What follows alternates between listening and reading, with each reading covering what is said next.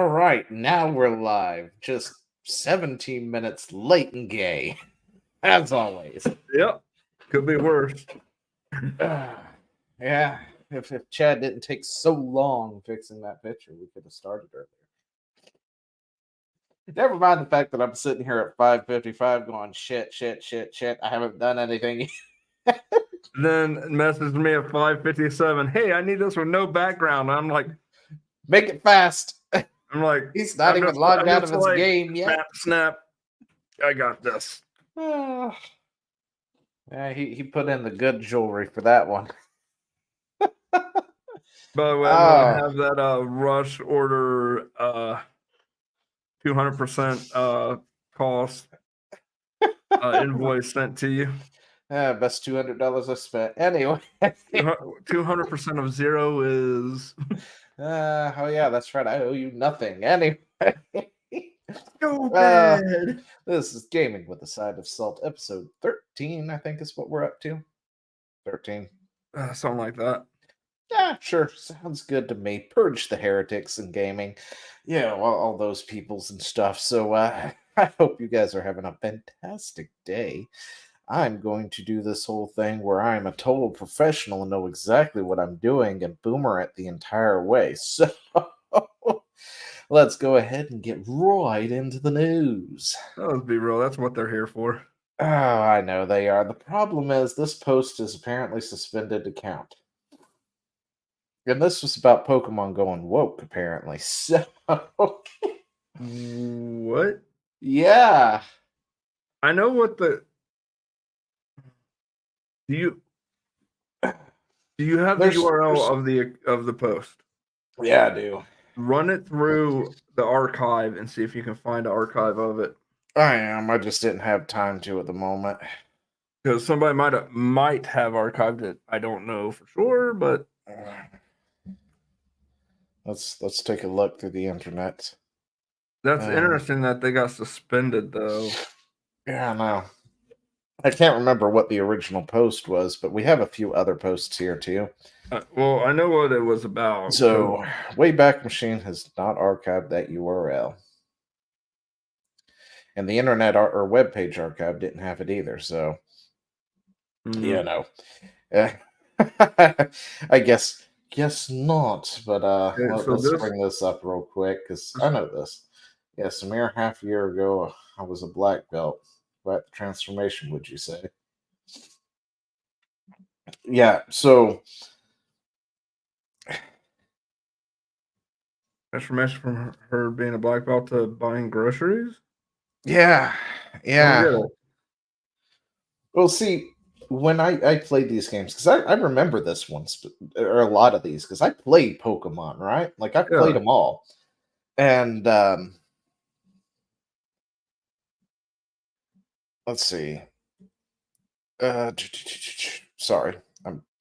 Anyway, I played them all. And there is a trainer type called a black belt, right? And they're usually guys with the black belt skis on, Pokeballs, and they have fighting type Pokemon, is what they usually have. But in real life, I didn't think anything of this at all, and I still don't, to be totally honest, because I know what they're insinuating, that dude transform is trans, essentially, right? Went from being a dude to now a chick shopping for groceries. But I don't see it. I guess is the best way to put it. Because I just assumed that the black belt could be anybody, man, woman, child, whatever. Yeah, I just don't quite think that's what anybody meant with that, because going from being a black belt to being in the gym all the time and stuff to now being, I guess, a mom or whoever shopping for groceries. I just thought it was being a.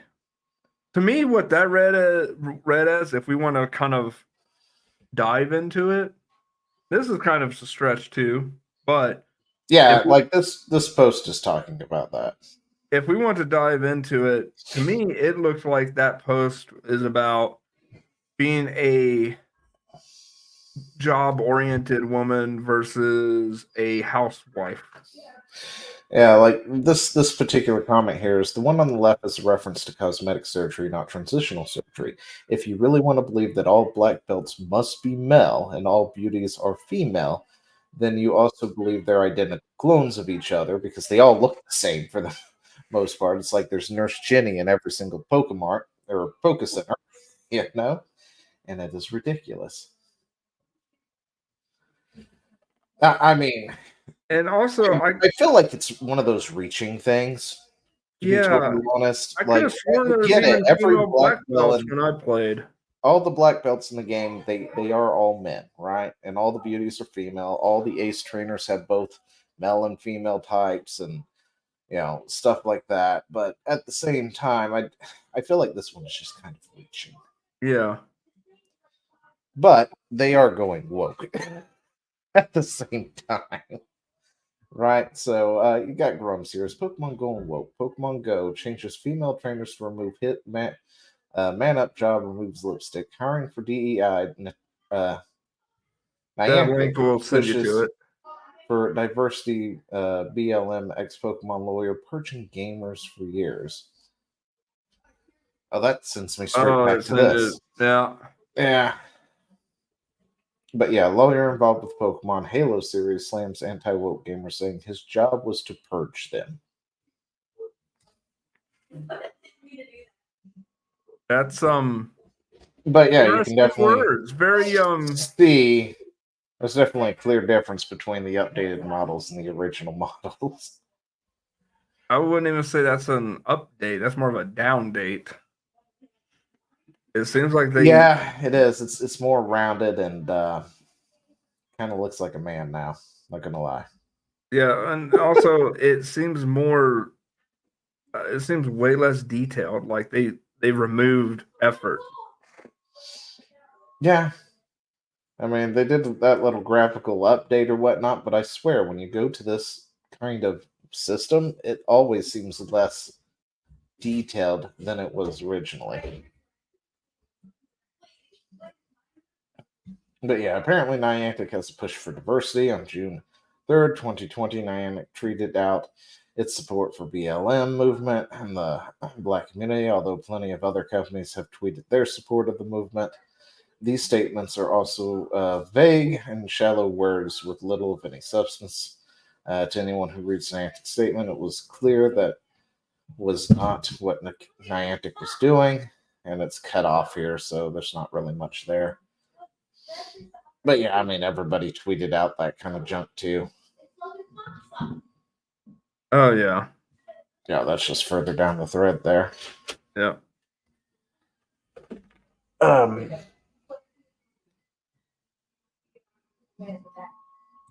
Yeah, give me 2 seconds. Yeah, no problem. So basically a lot of these different companies have been doing this. It's been ongoing.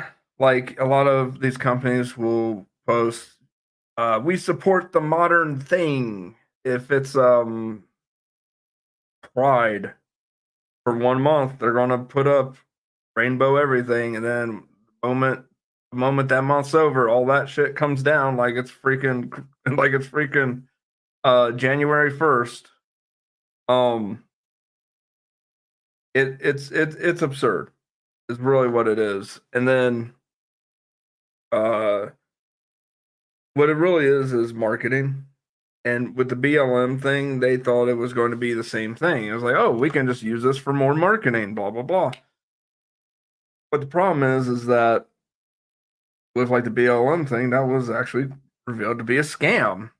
Actually, I would dare I say most of it's a scam, but these companies look bad because with the BLM stuff, buy large mansions, the BLM founders and stuff have been caught up in litigations, which really makes these companies look bad because they supported con men essentially.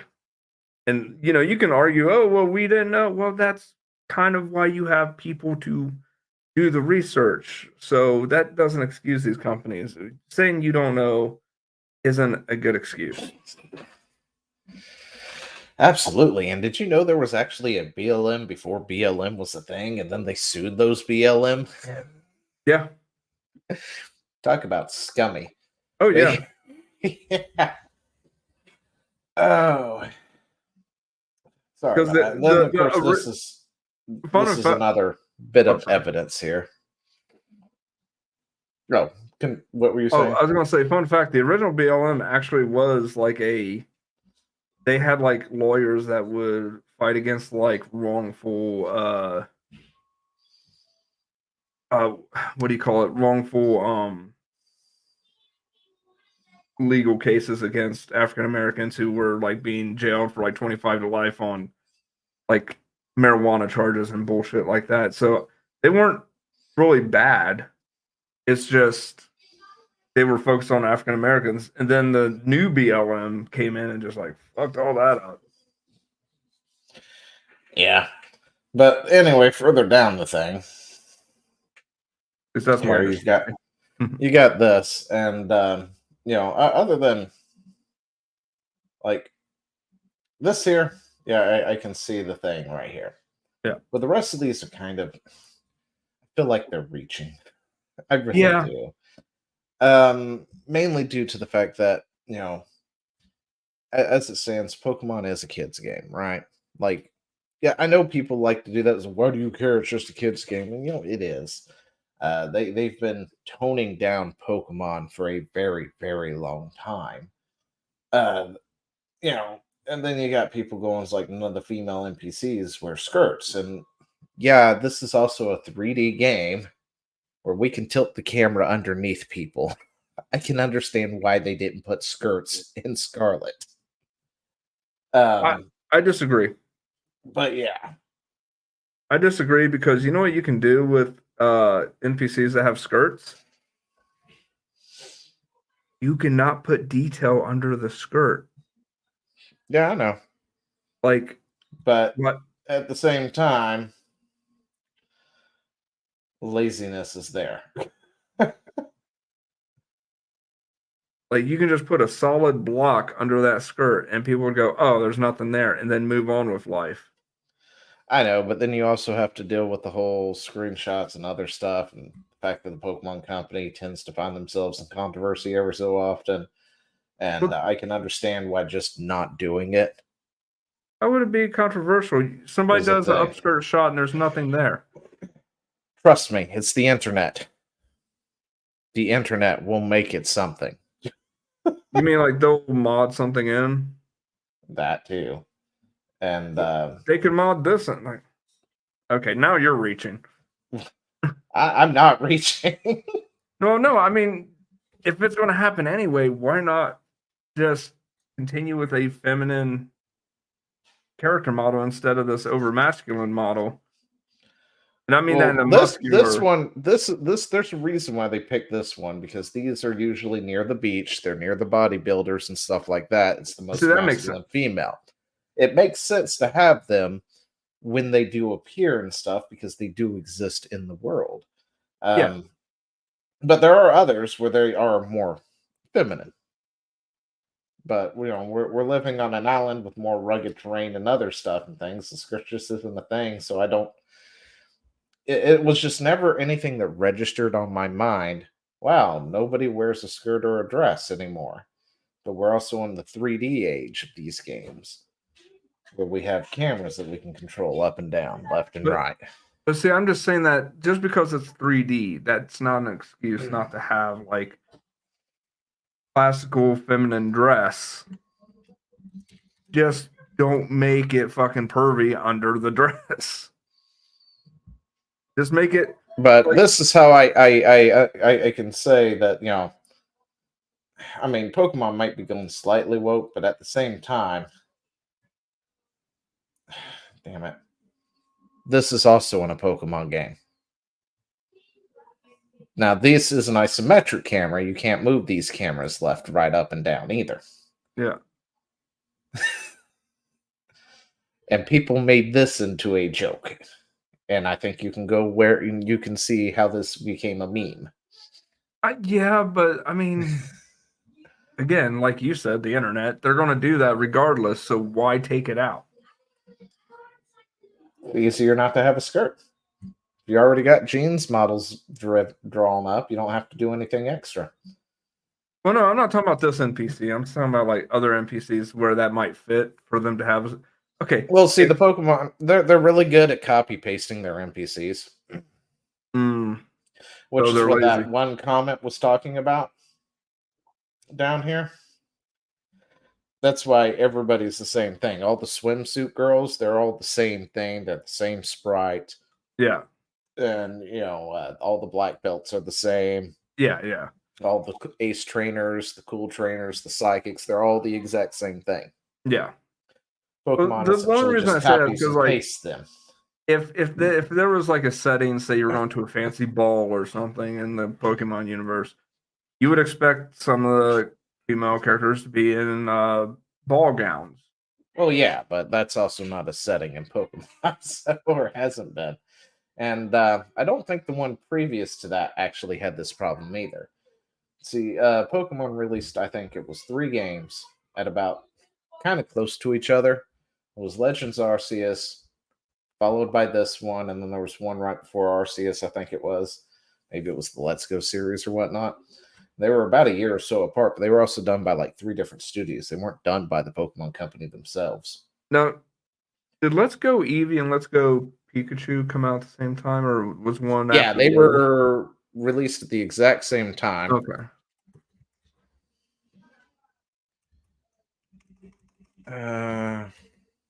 And I absolutely hated those games because of the way they did catching mechanic.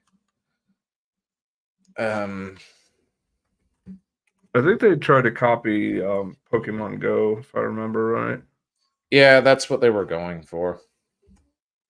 I'm like, it doesn't work when it's not physically on the go. I'm sorry, do what? It's the password to our internet. I can't tell you. What do you mean? What's the password? For home 2.4. Hand it here. Put it in. Why can't you tell me? Because I'm live. I'm not telling my passcodes out to absolutely everybody in the world who wants to find this video later. Come on, Zio. We won't do much. Yeah.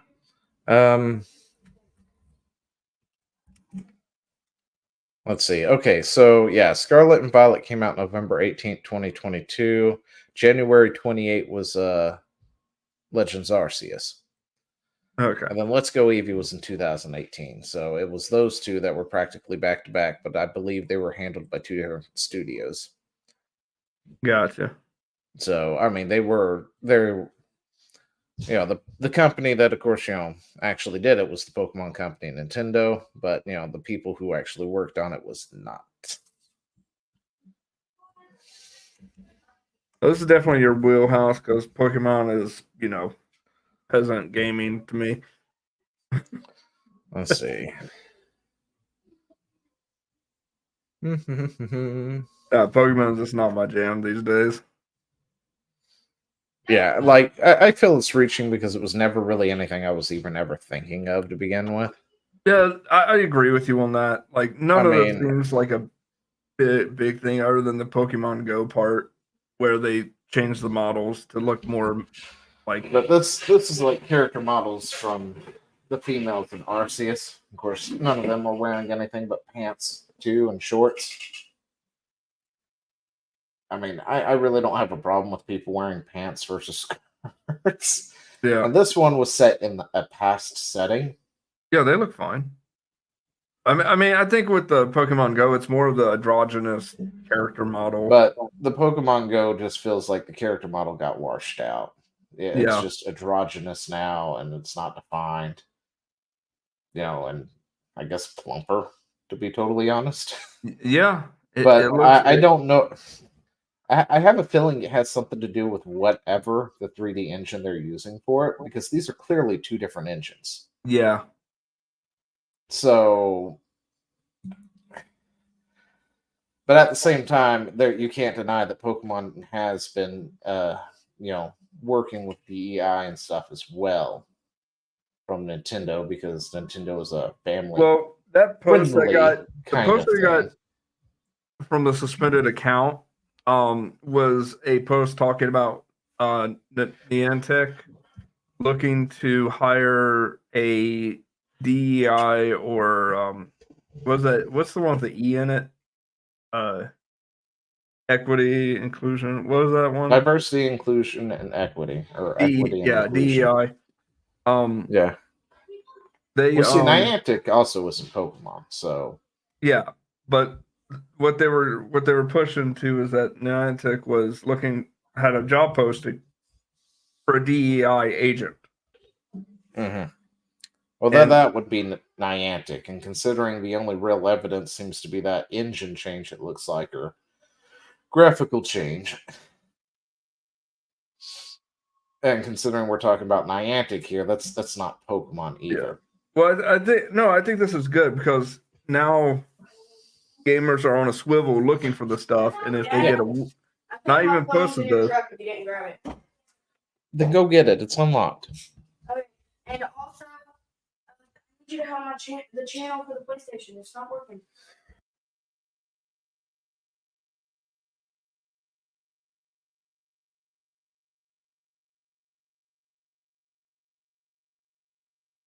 So, with the whole thing with the Pokemon and all that. Sorry, my kids are needy. You're fine, dude. You're fine. You're a dad. They've got a couple of friends over, and they're very needy tonight. No, you're fine. You're a dad. We all get it. Like I'm the lonely loser without a family, and even I get it. You have me, Chad. You have me. You don't need to make me feel worse, Theo. Come on now. I love you, man. Love you too. So with the whole job post, and I've even made a post to this effect on Twitter, replying to something or quote tweeting something. Gamers' heads are on a swivel now. If they even get a whiff that this diversity, equity, inclusion bullshit is going to be in a game, they are going to devour those developers and say, they are all the way off. They're going to just nope out of any project from that developer going forward because we're done with it. Oh, yeah. So that's why you're seeing posts about this, because we're hyper focused on, like, does it have it? Yes. Bye. Yeah, but then we also need to take the time to dive in and make sure it's correct. Because, this is going into Scarlet and Violet. I've played through those games. I don't really have an issue with skirts or not skirts or this, that, and the other. And, I mean, the female characters look female. I mean, this here is, what's her face? I can't remember what her name is. But, she's the leader of Team Star. And she doesn't have a skirt. Somebody drew one in here, faded, whatnot. She's got short shorts. Short shorts on a female character, people. I mean, and it's clearly feminine, and she is a shut-in. That's her character. Her whole thing is the fact that she is a very smart shut-in. She would look better with the short shorts and the skirt, personally. But have a skirt on. But you can tell she's female. Yeah, like you can still look at that, even though she's got the baggy thing, and she is I guess she's like the definition of a neat. I think it's neat. Looks like she has a course of she is the leader of Team Star and kind of runs them in the background. Always calls them and stuff and issues orders and things like that. But you can tell that she's female. Yeah. I mean, Pokemon might have one. I mean, here's one, and this is the whole. If you want to go with the representation argument, guys, you've got yourself your POC right there, right? And more right here. And you can clearly tell which one is male and which one is female. Yeah, there was that post that said there wasn't any people of color in Pokemon, and everybody was like, the fuck are you talking about? Actually, I think that one was Mega Man. No, there was one for Pokemon. Was there one for Pokemon too? Oh my gosh, I missed that one. I saw the one with Mega Man. And I was like, "The fuck are you smoking?" Yeah, no, Yeah, it and was then you've hilarious. got There's this one one for here, both, and she's more of a fighter type. You can tell that she's more the fighting type. And you got her there. But I mean, I just don't see it. I I think feel the like they're problem is reaching. the problem is that Niantic. old. I was gonna say the problem is that old saying where when you have a hammer, everything's a nail. Yeah. Now, Niantic, I can see, but there's also a lot of people who, like, maybe you're in the gaming, but you're not into Pokemon, so you don't follow the ins and outs of the Pokemon. Niantic is not Pokemon. The Pokemon Company is a separate entity. You've got the Pokemon Company, and you've got uh, Game Freak themselves, Nintendo. They're all separate groups, essentially, right? Falling under the same banner. And then they reached out to Niantic to handle the Pokemon Go release, to do Pokemon Go. And Niantic, of course, is their own thing, and they're a California-based company, I believe, if I remember correctly. Yeah. So I can see them hiring a DEI, Now, with this picture right here you got on screen with the muscle girl. Yeah. Here's my thing. With this, I understand the misunderstanding because of the things surrounding trans and especially trans and children. Now, the thing is, now here's other ladies from Scarlet, by the way. Okay. The only one who might even closely be somewhat, androgynous or whatnot might be her. But she is like the champion, and she dresses in suits, like pantsuits. No, I don't see that as part of her thing, but that would be the only one close. But you look at the rest of these. Yeah, no, and that's the protagonist, by the way. That is who you play if you pick a female. Yeah. It's pretty obvious what they are. Yeah, for sure. No, the reason I say that there might be confusion on that one picture is because there's not context. Yeah. She's a muscle woman, which a muscle woman would look like that. Mm-hmm. But they don't give context that you're essentially by Muscle Beach, California or whatever. Like, well, they're kind of dotted all around the area, but I don't think they're in the snowy climates. And what I'm saying is with just this picture, I'm online, I'm looking at Twitter, I see this picture. I've not played Pokemon. I don't see it. I'm a gamer, but I don't play Pokemon. All I see is this picture of this muscle-bound, male-looking character that is presenting as a female. But I don't know that they're at a muscle beach talking to a kid. Yeah, I mean, they're on an island. Like, the whole thing takes place on an island, so most towns are ocean towns. I don't know that. That's what I'm saying. Context, yeah. There's no context, which makes me feel like this whole picture is bait. Yes. Yeah, and you can post this, and you can make the context there. Like, we're talking about Niantic essentially right here. Okay. Yeah, that's why I definitely over think here is like that's a better representation Niantic's push. And then there's a story about an ex-Pokemon lawyer who wanted to purge the Pokemon community. Now, he is an ex-lawyer for a reason, I'm sure. And this is pretty much about Niantic. Do we have somebody like this? I'm sorry. Do we have that lawyer's name? Because I got a feeling I might know who that is.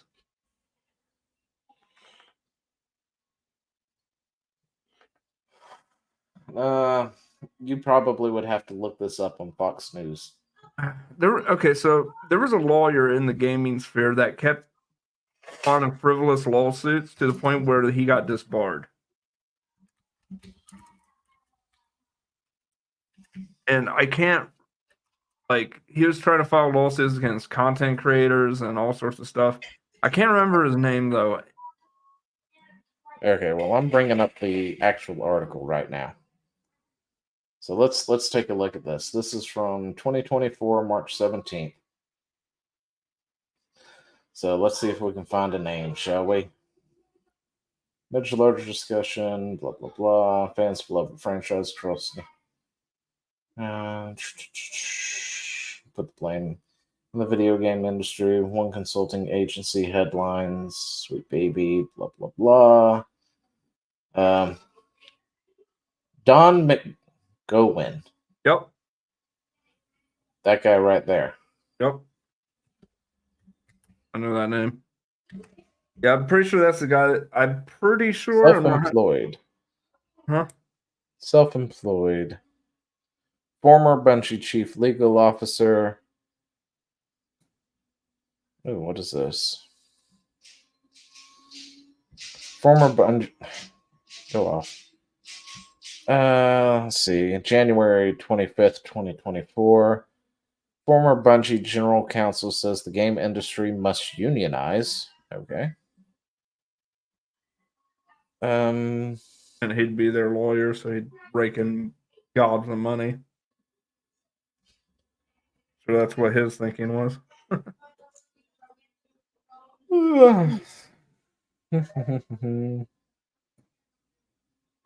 Anyway, yeah, that would be the guy. Okay. Yeah, I think that's the guy that did the frivolous lawsuits. I'm not for sure, though. Let's see. 20 years in gaming, 17 in C-suits. Twitter thread Kotaku senior Anna Alyssa. Of course he did. Under the social media usernames, train kids are not a threat. Leave them alone. Argued people who are upset about DEI messaging in games are loathed by the industry. Well, that's fine. Somebody needs to check his main consumer base. Somebody needs to check his hard drive. I mean, he has that face too. I didn't want to say it, but I will. Somebody should check this guy's hard drive.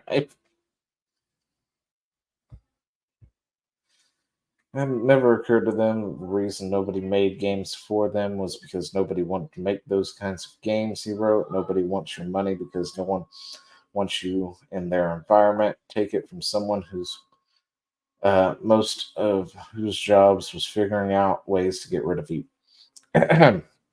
Tell me how that's going for Suicide Squad. Anyway. No, he's right. 100%. Hear me out. He is accomplishing his goal. His goal did not say at all that he was going to make money.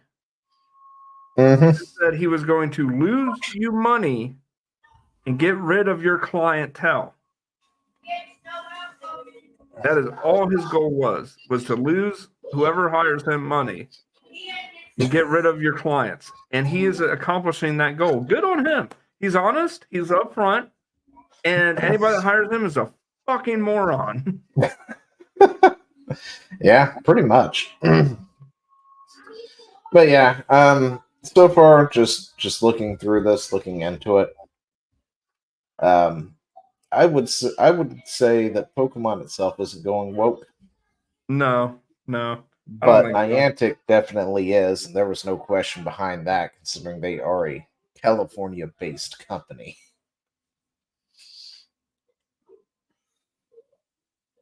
Yeah. Let's segue into the next one then, shall we? Gearbox narrative director of Borderlands 3, lead writer Sam Winkler, is attacking Gearbox customer base in the name of Sweet Baby Inc. Let's take a look here what Gearbox has to say. Hang on a second. Okay. Before we start this, I want to prefix this, okay? All right. What's that mean? How it's going? How it started, how it going? Yeah, this is how it started. Okay. Continue. All right. I see this argument all the time against DEI and consultation. It's just the highlights the total misunderstanding of what is being a good writer is. You don't somehow max out your stats and learn how to write every conceivable character, plot, and prose style. Oh, I responded to this one. Anyway, a good narrative writer of any skin color can write a good character with another skin color without needing consultants. If your studio can do that, get a better writer. That sounds awful. Kind of like an excerpt out of what I had said when I responded to that. Anyway, knowing you can't already ready or aren't the right person to write something is one of the chief skills for pro writers. Ideally, you have a team that can cover all your bases. But if you have a gap, you hire an outside expert, just like in literally any fucking industry. Just further evidence that 99.99% of the people spewing this shit have never created a single thing in their lives that they're proud of, and the rest are just straight up bigots. Okay. A lot of the people that are railing against this are other developers. Whoops. I didn't realize I was going to pop it right there. Sorry. A lot of people that have railed against this are other developers that have created things. Mm-hmm. And just because they're gamers doesn't mean they haven't created stuff like websites, live streams, other content game related, and even run shows that hire people. Now, in my case, I got Zio in a box under my, in my basement, but same difference. Don't tell people that. Although I am starting to get hungry. Well, if maybe next year we'll renegotiate your non-existent contract and possibly I might get food.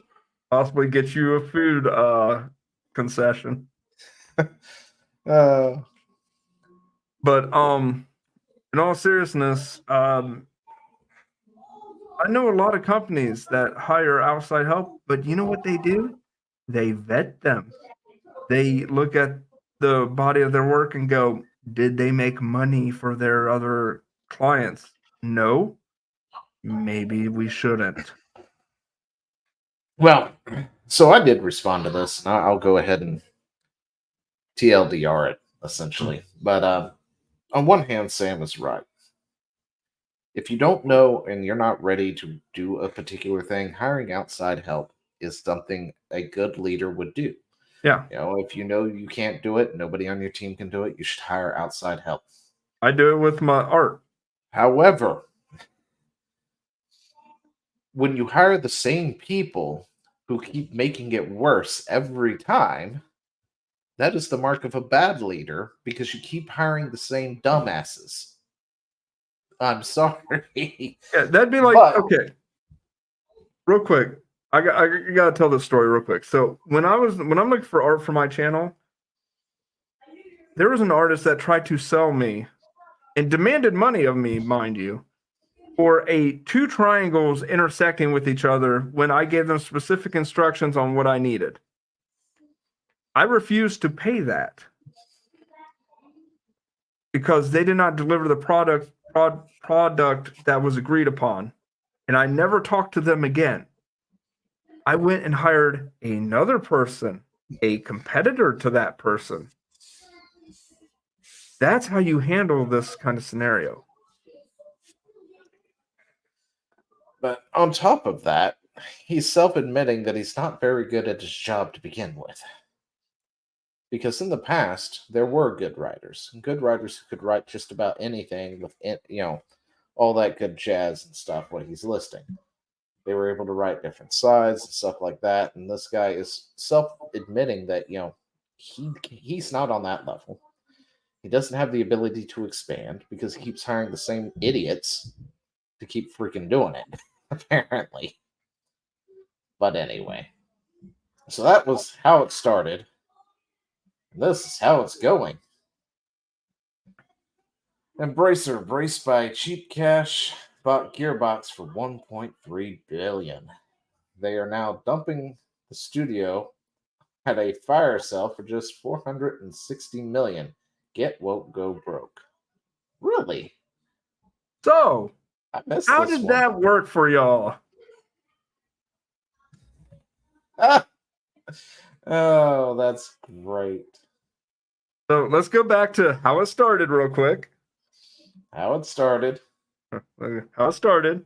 Now. How it's going. How it's going. And do you know what happens when usually when they sell these companies off? Keyword is off. Let's see. Who bought it? And it's for sale.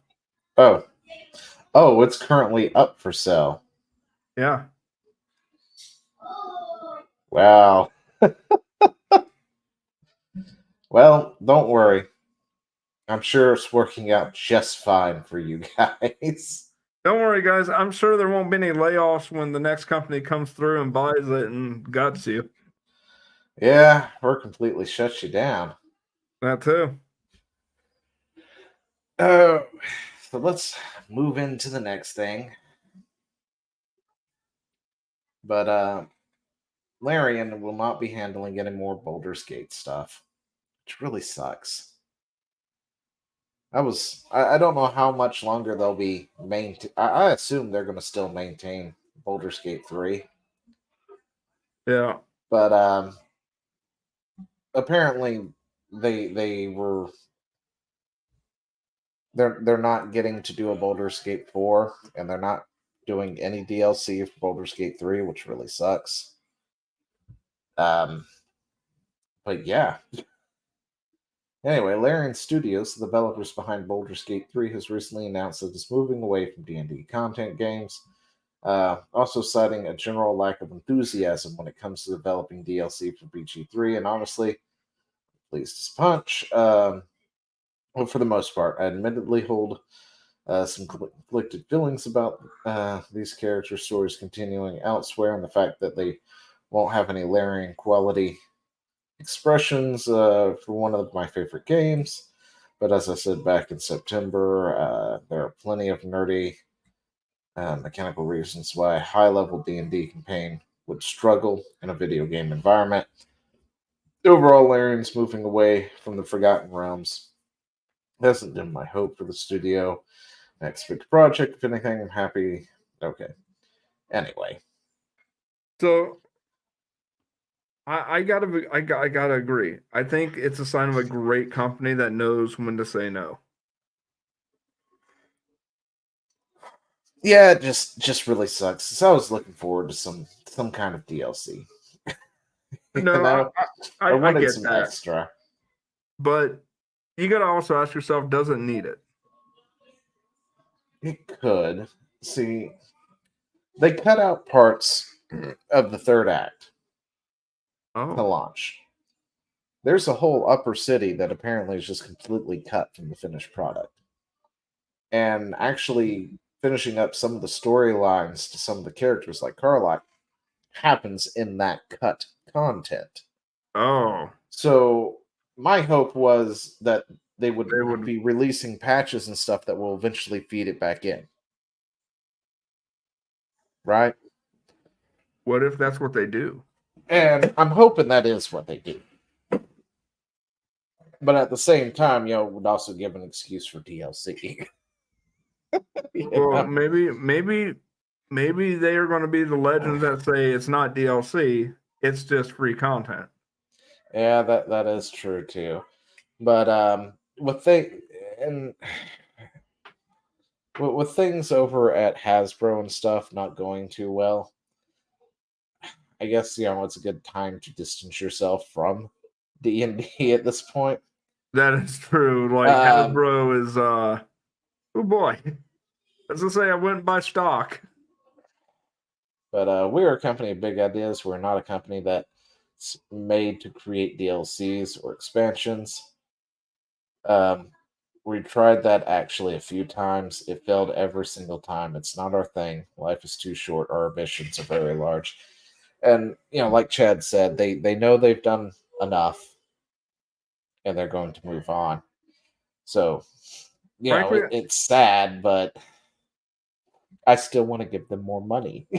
Well, here's how you do it. You wait for the next game. Yeah. And you pull a Fry and say, "Shut up and take my money." Pretty much. Because I tell you this right now, I didn't even know about the studio till Baldur's Gate 3. Yeah, I mean, I didn't know who they were until Baldur's Gate 3 too, but and I'm going to be honest with you, I'm going to be watching this studio, and whatever they come out with next, I'm not pre-ordering because I'm not stupid. But I will tell you this. I will watch it for about 1 month, get a look at it, and then I'll make a decision. I'll probably buy their next product, especially if they do what I think they're going to do. Hear me out. I think they're going to make a sci-fi game. Maybe. I think they're going to make a D&D style. They're going to keep with that D&D, that D20 roll kind of style they went with. I think they're going to put it in a sci-fi setting. I think they're moving away from it because there's more things. I just don't have them linked. Oh, really? They are moving away from that because it felt too restrictive. Huh. However, the next project they do plan to work on is going. They already said they're going to make it bigger and better than Baldur's Gate 3. So that's some bold claims. That's some bold games, but they gave us Baldur's Gate 3. Yeah. And taking whatever they've learned from that and expanding upon it, moving away from the D&D license, which means, of course, they don't have to shell money to Hasbro on their own thing, might be a good way to go about it. That feels like a good move. Yeah, that actually might be a pretty good move. I mean, it sucks because especially because I got a feeling Hasbro is such a good game. Yeah, I think Hasbro would probably, because of Hasbro's money woes, I could see them negotiating for a higher cut too. Oh yeah, probably. And then it doesn't help that they also gutted the team that worked with Larian. Well, they have made statements saying that they don't have any ill wills towards Hasbro or Wizards of the Coast or anything like that, but I have a feeling somewhere in the back of their mind, they're just like, we cannot deal with these people. Well, let's say we just made a banger, and then they statement cut all the people that helped make it happen. Yeah, because according to Larian, I think it was, absolutely nobody is left from the team that helped them. So out of the people they cut from Wizards of the Coast, they took the entire Baldur's Gate team out, which is a bad play for them. But yeah, what are you going to do? Idiots at the top could do Larian idiot pick things. up those employees for their own? Probably. I would. I mean, I'm not sure if they got the space or the need, but honestly, if they do, yoink. Yeah, and although there is a difference between video software gaming and tabletop gaming, but I'm sure they can find a space for them if they chose to. Again, that's if they have the need too. Yeah. Oh. But yeah, it's a sad day. So let's move on to Microsoft. Microsoft cautions developers to avoid curvy female characters, because apparently making anything after a real-life woman is a no-go in this day and age. Which is funny, because these are the same people who will look at this here and tell you, have you never seen a woman before? Yeah, there's one right there. Yeah. They modeled her after a real Asian woman. Like, that is her curves, her body. Yeah, and oh my god, some work on the face, but insanely attractive. That is a real person there. On the looks department, the model that modeled for this character is a 10 to me. Like, perfect body. Oh, that's right. They made Divinity, which are some games I've never actually played, Ben. I need to go back and take a look at those at some point. Larry made the Divinity series, and they're great games. So yeah. They definitely don't need Dungeons and Dragons or anything, Wizards of the Coast or Hasbro. And I don't think they need them. I just wanted to see DLC or something additional to Baldur's Gate 3, personally. But anyway, back to Microsoft. Microsoft urges developers not to create female characters with exaggerated body proportions. Again, this is what they will point at and say this is exaggerated when it is not. No, it's just in shape. Yeah, and not a fat land well. The site titled "Project Inclusion Action: Help Customers Feel Seen" includes a bullet list of considerations they urge developers to make when working on their products. Now, I have tooted, the Xbox is better horn for a long time. Granted, I am a PC player primarily, but Microsoft does a banger job of giving you the most bang for your buck, and they've been sucking up companies left and right over the past few years. And now it has dawned on me that if they're sucking up these companies just to force DEI onto them, that was a bad play. That was bad for me to toot that one. Mistakes were made. Mistakes were definitely made. But of course, we didn't know that at the time. We thought it was just movement to acquire IPs. And to make them better, because at the time, Microsoft was knocking out some bangers. Yeah. And they and while other studios, like some of the ones they took, like Bethesda, were not doing so good in that department. But anyway, one Twitter user pointed out the language expressly condemned containing female characters as reinforcing negative gender stereotypes. Are you reinforcing any negative gender stereotypes? Are you unnecessarily introducing gender or gender barriers into your code or design?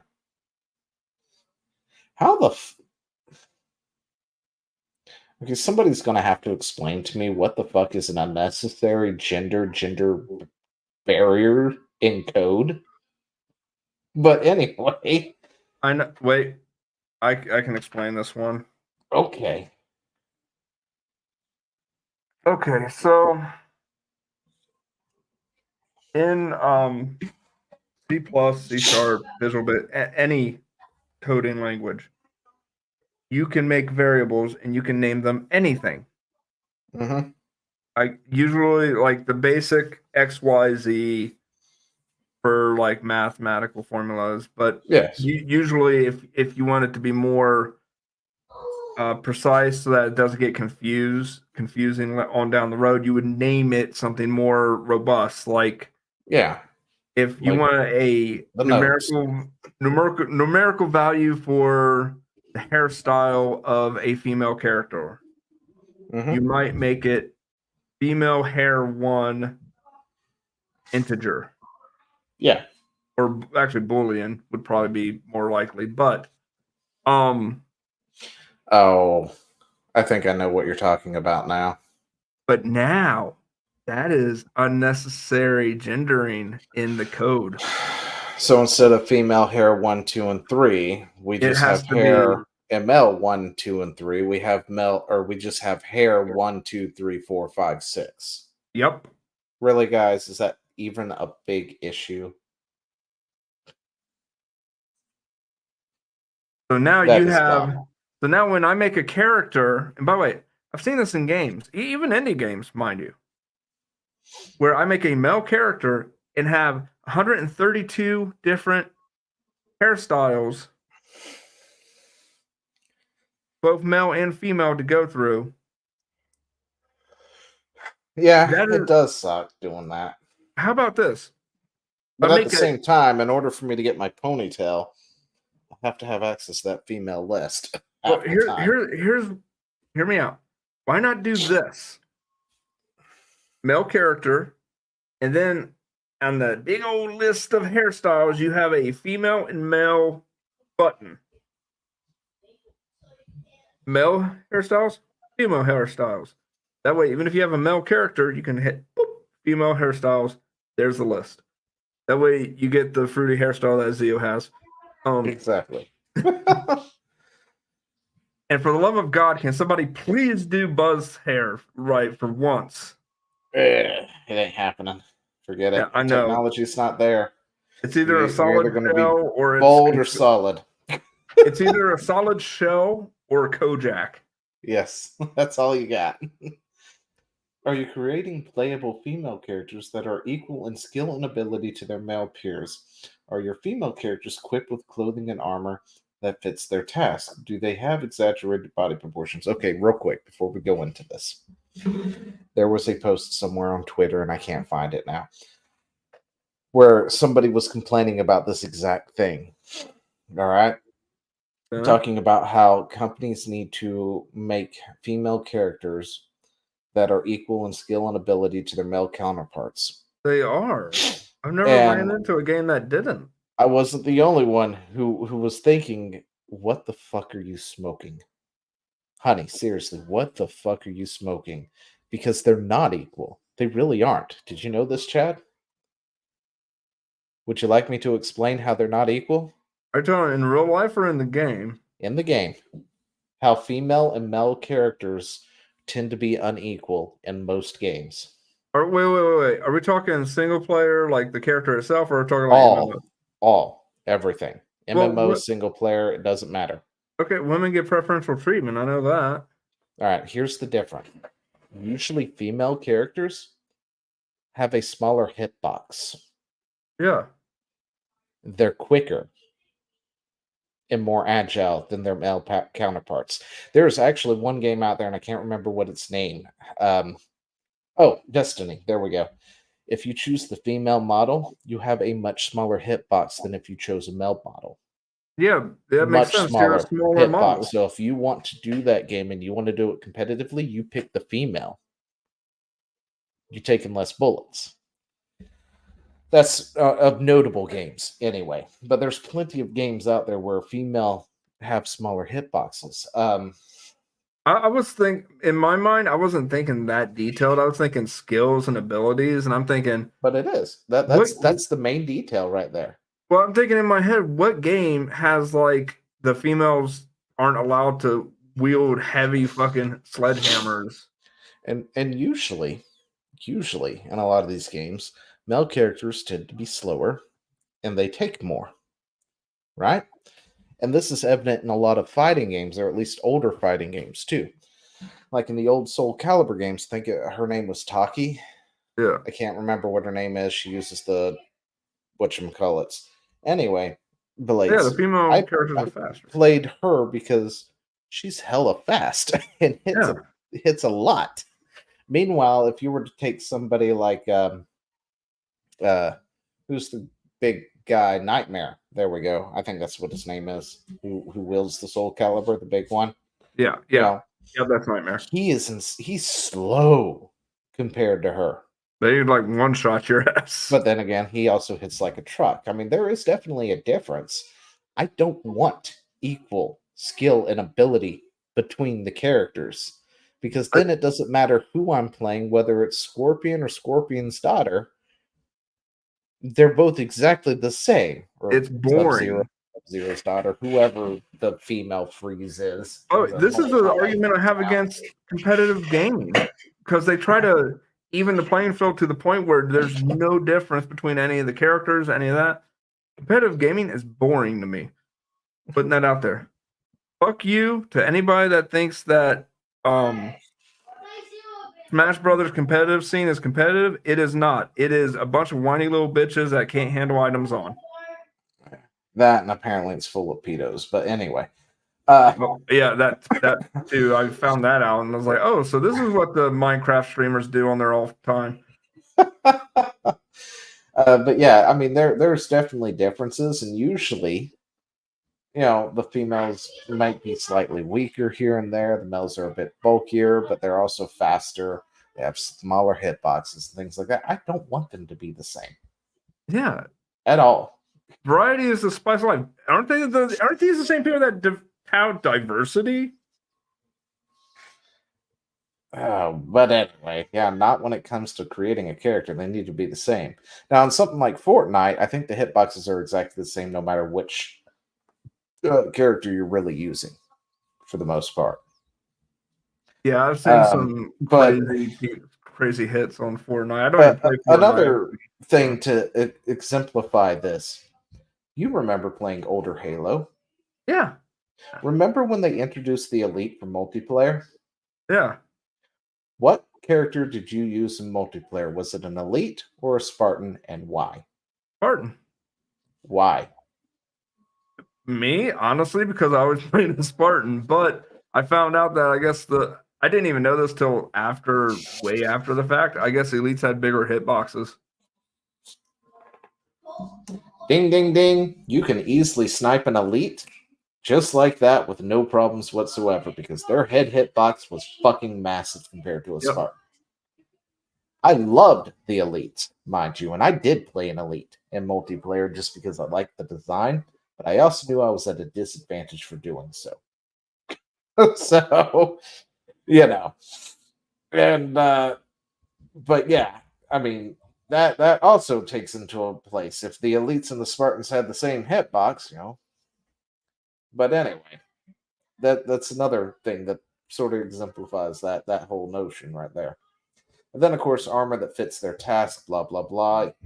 They're hitting on the whole why does Laura Croft run around in booty shorts and a tank top and all this other stuff and yada yada, and it's like, really guys, it looked good.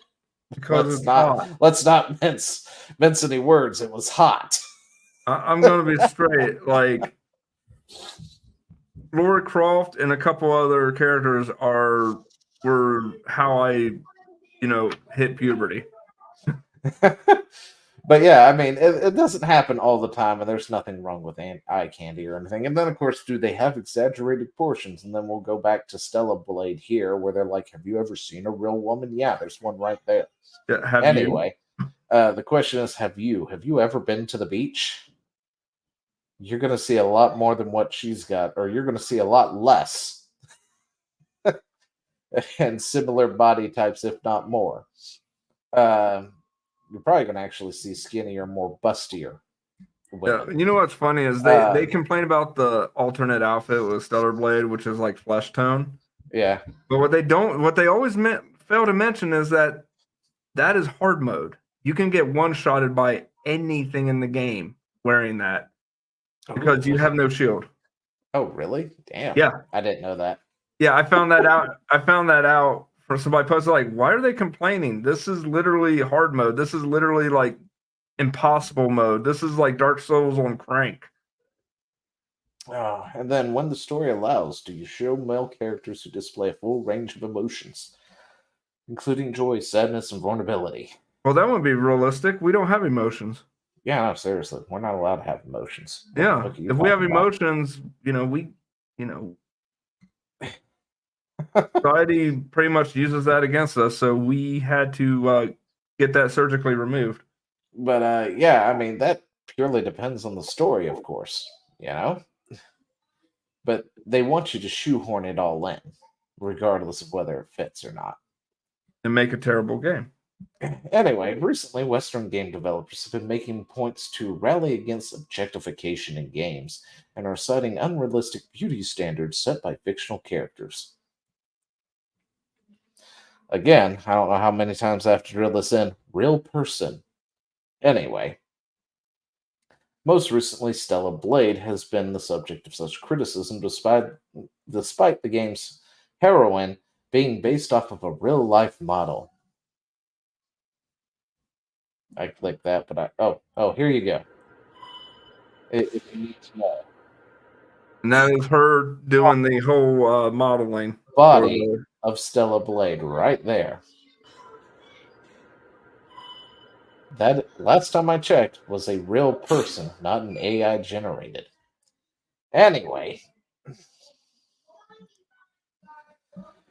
Between Microsoft's developer site and Stella Blade, it seems there's been a reversal of roles in recent years. Sony has been criticized for its censorship policies after relocating its gaming business units to California. Oh, I didn't know they did that. Yeah. But yes, there has been a lot of yelling at Sony for censorship, let me tell you, because they have been doing a lot of censorship over the past few years. Let me tell you something. It always comes back to California. Stop going to California. Seriously, that's a bad place. Taxes are way too high. If anything, just don't go there for the taxes. Like, do they do any research before going there? Like, Jesus Christ, the taxes, shit all over the ground, the homelessness epidemic, the drug epidemic. It is like literally like a complete absolute shithole. And these companies are like, oh, let's go there. That sounds great. But yeah, gamers have been more vigilant in recent weeks following an attempted harassment campaign initiated by the employees of Sweet Baby Inc. against a Steam curator and his personal account. The controversy has spilled over from the employees' actions to a wider conversation about narrative, consulting, and video game.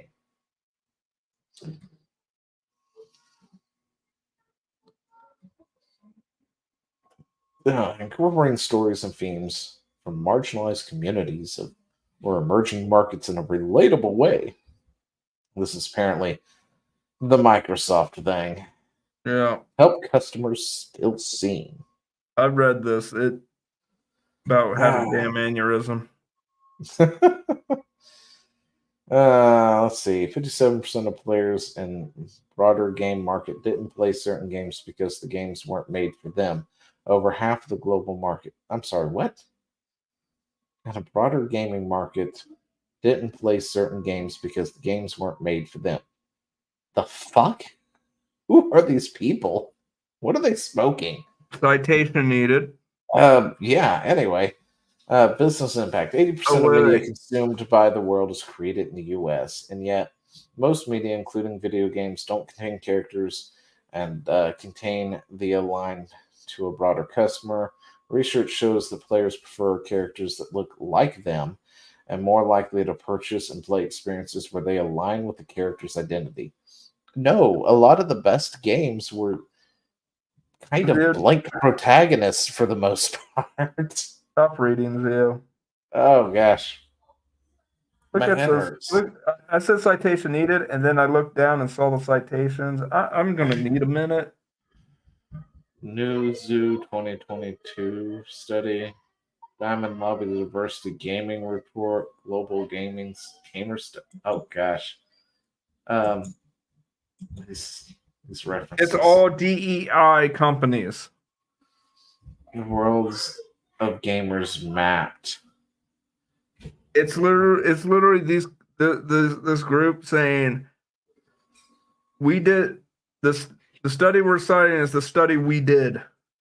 Oh, Diversity in Gaming Report. Of course. Have a total control over your character's appearance. That left our final list of 93 of the biggest games released in the past 5 years. Found games like New World. New World is dead, guys. Hold up, right there. New World is dead. Right there. Animal Crossing, where you have total control over your character's gender and appearance. Bullshit. That is one of the most limiting games.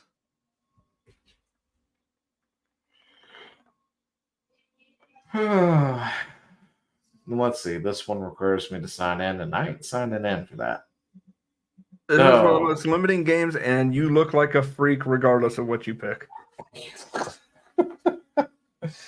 Oh, that was. But Animal Crossing rotting. Do what? But Animal Crossing's fun. But I'm gonna be 100. You look like a freak. Yeah, it has its own thing, doesn't it? Oh, so let's go from Microsoft being woke to Rumble being banned across Reddit. The Reddit being woke. Well, that's nothing new. I can't hear this, and it's max volume, and I can't hear this. What the hell? I don't know. He's passed away now, but he was one of the founders of Reddit with Alexis. Oh. And Steve. Oh, don't speak. You'll blow up my ears. Aaron Schwartz. There's closed captioning. I can barely hear it. Absolutist. He was one of the main. Okay, we're not going to be able to hear this guy. I don't know what audio setting was set when this was recorded, but it is way too low. Yeah. Okay, so here's what happened. Reddit banned Rumble links. The end. Like URL not allowed. Yeah. So Reddit, of course, is a woke festering pile of shit. Yeah. But yeah, they've apparently banned any links from Reddit. So I guess use tiny URL to post your Rumble links on Edit. That's the best I got. I'm not sure if that'll work even. It might.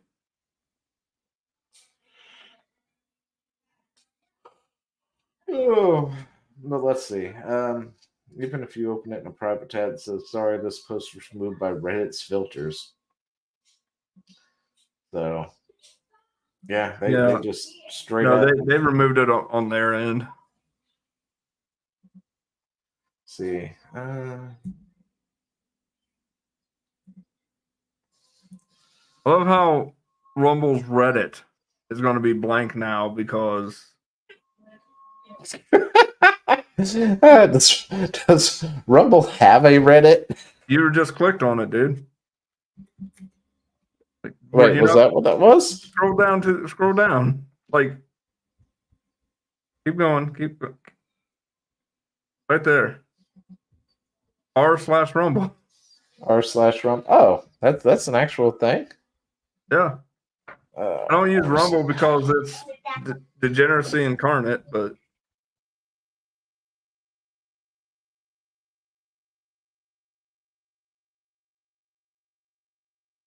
yeah, so yeah, Rumble. I mean, this was just a quick, easy story. Basically, just Reddit banned Rumble things. There ain't no big bit to do about it. Honestly, it doesn't shock me in the slightest. That shocks Zio at all. Honestly, anybody that uses Reddit, why? But well, the Rumble forum is actually still there.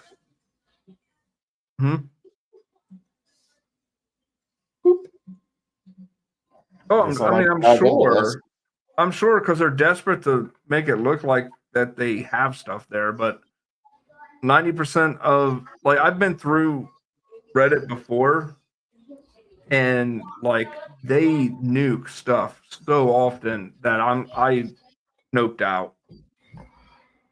Well, it looks like the forum's still there, but you're not allowed to use Rumble links. So you can't really post to a video. Yeah, because Reddit doesn't like Rumble.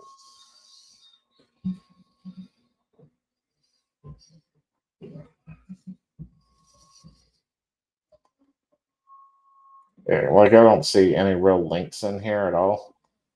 But it looks like you can still, or Rumble still has some kind of Reddit presence. Yeah. Which Reddit can burn for all I care. It's just a place of degeneracy to me. Oh, all right. Anyway, Rumble links are banned on Reddit apparently. Yep. So that's a thing. But it's also not surprising. Anyway, that's where we already went over that. Okay. You want to exit off the fire stuff so we can then out what we've been over? What are you doing? Yeah, let's do this. And then you're gonna have to give me a second and go clean up something real quick while you handle the stream. Pull up the next one and then no, because I want to be in on this one. Okay. This was the good one. So you talk about Rumble and stuff. Okay, hit a BRB or something then, because I'm be right back as well. I don't have a BRB screen for this. Yeah. Anyway, honey, you're gonna have to go on. I'm starving. You're starving. You got food and. Okay. I don't have a BRB screen, guys. I really don't.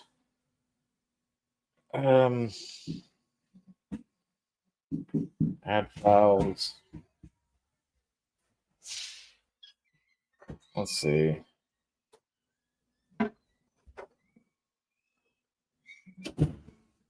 Okay. Sorry, I had to run real quick. Okay, well, I don't have a BRB screen at all. Well, something to work on, Zio. Jesus, you're running a podcast. Yeah, apparently we need one, but I will be right back, and Chad can ramble. I have no idea what he wants me to ramble on. Usually I would like BS about a article that he has up, but now he doesn't have an article up. So post weeb shit in chat? I don't know. You know what? I know what I can say. If you like what you're watching, go ahead and follow my channel, The Pet Chat Gaming. No, if you like what you're watching, consider giving a thumbs up to Zio's live stream. Consider giving him a follow. We do me and him do regular gaming live streams. We do on Fridays. We do this podcast, so you get your weekly gaming news, and yeah, all that good stuff. And what else? Yeah, if you guys got anything you'd like us to cover, maybe hit us up on Twitter. I'm gonna check his. Yeah, he got his Twitter. Go ahead and harass him on Twitter with things you'd like him to cover, because you know, anybody that would like to do the work for us, we totally accept. What are we doing? Oh, I just was buying time because of your lack of be right back screen. Yeah, well, sorry. I mean, they're being very. Yeah. Anyway, They're being kids. I get you. Yeah. Anyway, this one. I see why you wanted Rip to Kick is now following Twitch. So I'm gonna say it real quick, but fuck you, I was right. Fuck you, I was right. Fuck you, I was right. Yeah. Anyway, I'm happy now. Kick is no longer able to support lingerie, underwear, and pasties, G-strings, thongs, and micro bikinis / sexual sub goals, sexual suggestive pose, close-up cams due to requirements set forth by, drumroll please, Google Play and Apple App Store. We kindly request your understanding, cooperation, and aligning with these requirements. Okay, hold up. I was going to do a thong stream on Kick. What the hell? Not today. You're not now. You're just $1 late and a day short. Okay, so a day late and $1 short. Anyway, you know what I mean. I don't English well. Yeah. But I will say this. Regardless of the reason, like, you know, lingerie, all that I don't care about that. That'll be gone in a month. They're gonna have the same Twitch problems before too long. No, they already do. That too. They already do, and I'm sure somebody's getting blown just like the Twitch staff. But that's besides the point. They are doing this, and they're trying to say it's Google Play and Apple App Store. Bullshit. Bullshit. They're doing this because of Amazon.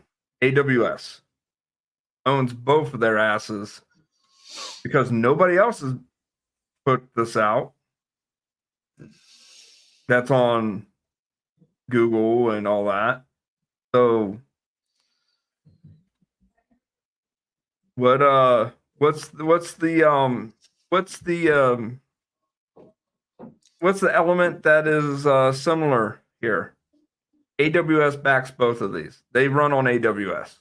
Amazon has both of them by the balls. You can't convince me that this isn't Google or the App Store.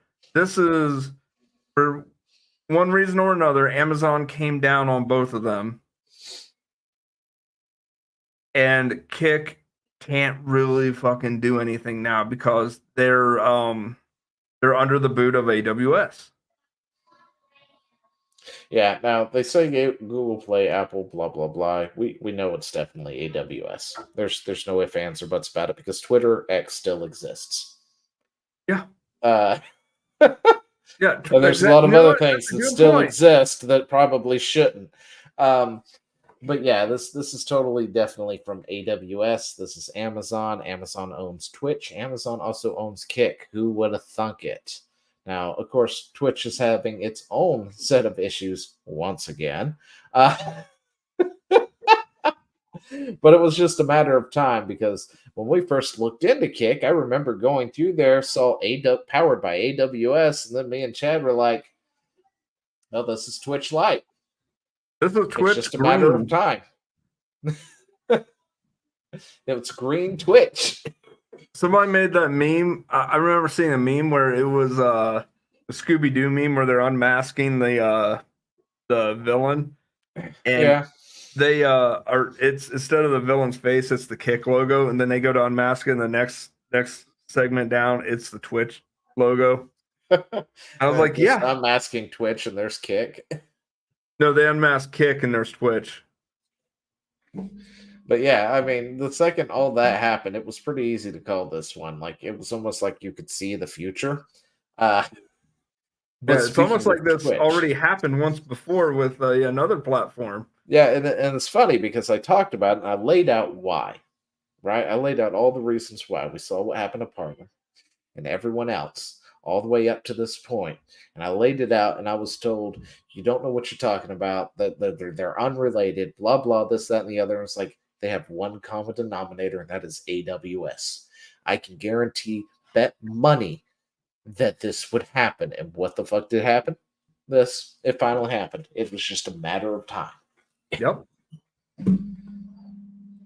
But Twitch has its own set of issues right now because you know why? That is same thing. Go. Shoot, where did it go? No, dude, you're just on left. No, I'm looking for something specific. Oh. This right now is the new Twitch meta. Oh, yeah. All right. And I saw another one of this where it was, somebody's butt with green underwear on. But this is now the current new meta on Twitch. Because hoes are going to hoe. Jesus Christ, there is nothing going on between those eyes. But yeah. Like there is and nothing as a result, those Twitch has been forced to once again update their community guidelines again. But our community guidelines have are designed to help make Twitch a welcoming place. Content on Twitch is always evolving, and we want to make sure our rules work as intended and keep up with emerging behaviors. You know what? I think this should be just now a game at this point to see what the hoes do on Twitch next, or what the hoes do next on Twitch. We should take a bet on how long this lasts. I mean, we should be resetting the clock. Just shit, wrong button. But by the way, I want to see. This was on March 27th, 2024, 1:51 p.m. Go back to the other one. When was that posted? Which one? The Kick one. Let's see. March 28th. A day difference, not even 24 hours. Wouldn't you know it? Why would Kick change their policy a day after Twitch? It's almost they have the same parent company. Yep. Anyway, we content on Twitch, blah blah blah. When needed, we make up updates to our rules to capture these shifts in behaviors. And so it's clear to the community what is allowed. Starting on Friday, March 29th, content that focuses on child. Dad? Yes. There's a bump right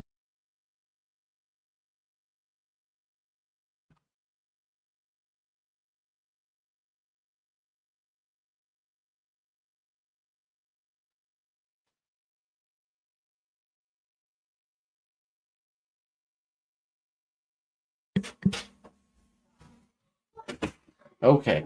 Anyway, focusing on intimate body parts for a prolonged period of time will not be allowed. Okay, so starting Friday, March 29th, sorry, I got cut off mid-sentence because I had a little one in here. Okay. Content that focuses on intimate body parts for prolonged periods of time will not be allowed. Yeah, like I I'm pretty sure they have a or they already have a rule about bikini tops. They do. Not, when not in like on the beach or something. Because they have exceptions to all these rules for IRL streamers. And it's like, well, what if we're on the beach? Well, okay, if you're on the beach. And then you had people green screening beaches behind them, and I'm like, guys, come on now. Stop doing that. But I mean, I'm pretty sure they already have a rule that bars this, but you also know they're not going to ban her for more than 3 days if they did. We've included additional detail and definitions in our community guidelines linked below. I remember when this section was smaller. Well, if they use common sense, but now they just They're having to add to it constantly. let me rephrase that. If they actually went through with their fucking bans and didn't go, oh well, 3 days. Yeah, I know. To ensure content on Twitch is appropriate by diverse audiences, certain sexual conduct is prohibited regardless of the medium used to create it, digital or non-digital. for you VTubers. Anyway, users are prohibited from broadcasting, uploading, soliciting, offering, and linking to pornographic content. Well, this is why they use Linktree, and then they have Linktree, and Twitch doesn't ban Linktree, which they should. Anyway, for examples, you may not show, offer, or promote content warning. Explicit simulation, fictional and implied, blah, blah, blah. I can't read some of this stuff out because the walls are kind of thin. But yeah, you can read. If you're not looking, pause and read something. But yeah, I accidentally showed content that was explicit.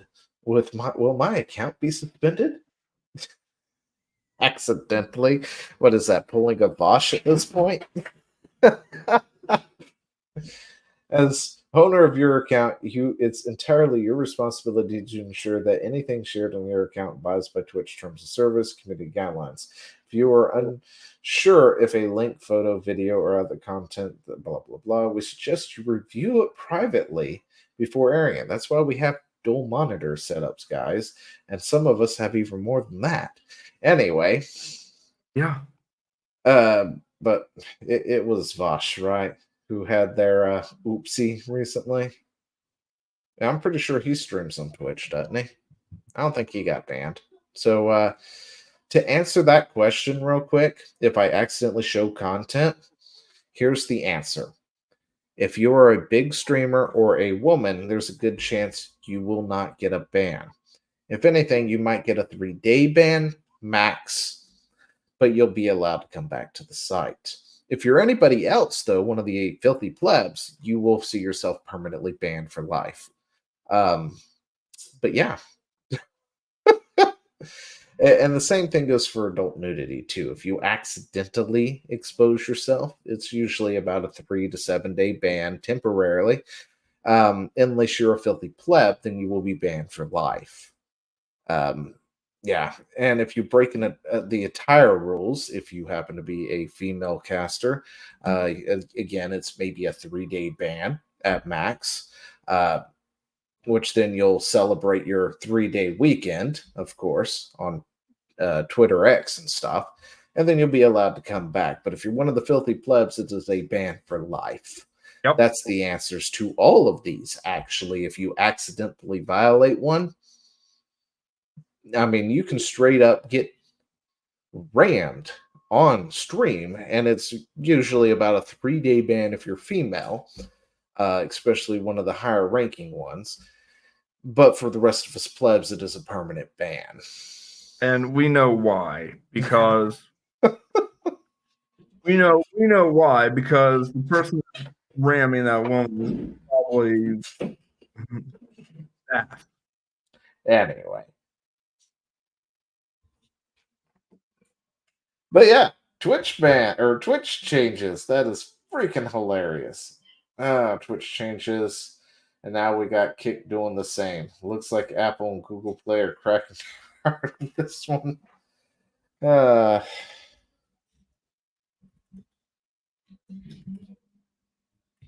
know what's crazy? I am editing a sound file as we're doing this solely to show how we reacted when we actually saw this. Let's see. What is this? Because I didn't get a chance to look at this one at all. This might trigger some people, but what's your opinion about this? Skyrim and Ocarina of Time voted the top 2 greatest games of all time. Why would that trigger anybody? Did me. Not really, but because I kind of concur with that. I don't. A lot of people's tops, unless you're getting really specific, usually includes these 2 games. Like, I don't, but it's kind of for a reason. Rough Nut. Yeah. Sorry, I just looked over and saw the Rough Nut. So for me, with the with Ocarina of Time, I don't, because the reason they're giving that what's word I'm looking for? The reason they're giving it that honor is likely because of the 3D element, I would think. No, it was just a really good game. It was a really good game, but I mean, granted, it was the first 3D Zelda,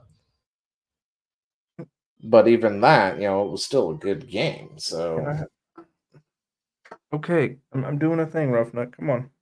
Yeah, you just have to deal with the fact that Rough Nut is there.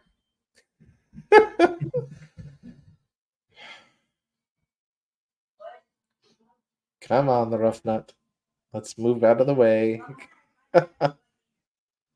Okay. But my thing is with the I personally I think that Mario 64. Yeah, it was better than that.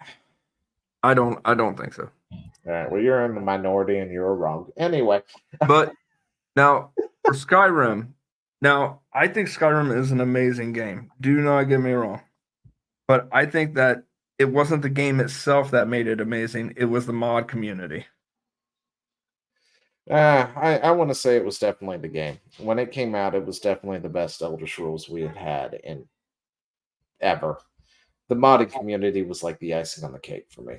Because it is still going strong even to this day. I mean, as strong as a 12, 14-year-old game can, however old it is at this point. I'm going to say I liked Morrowind better. But well, what I really like, it wasn't Morrowind, it was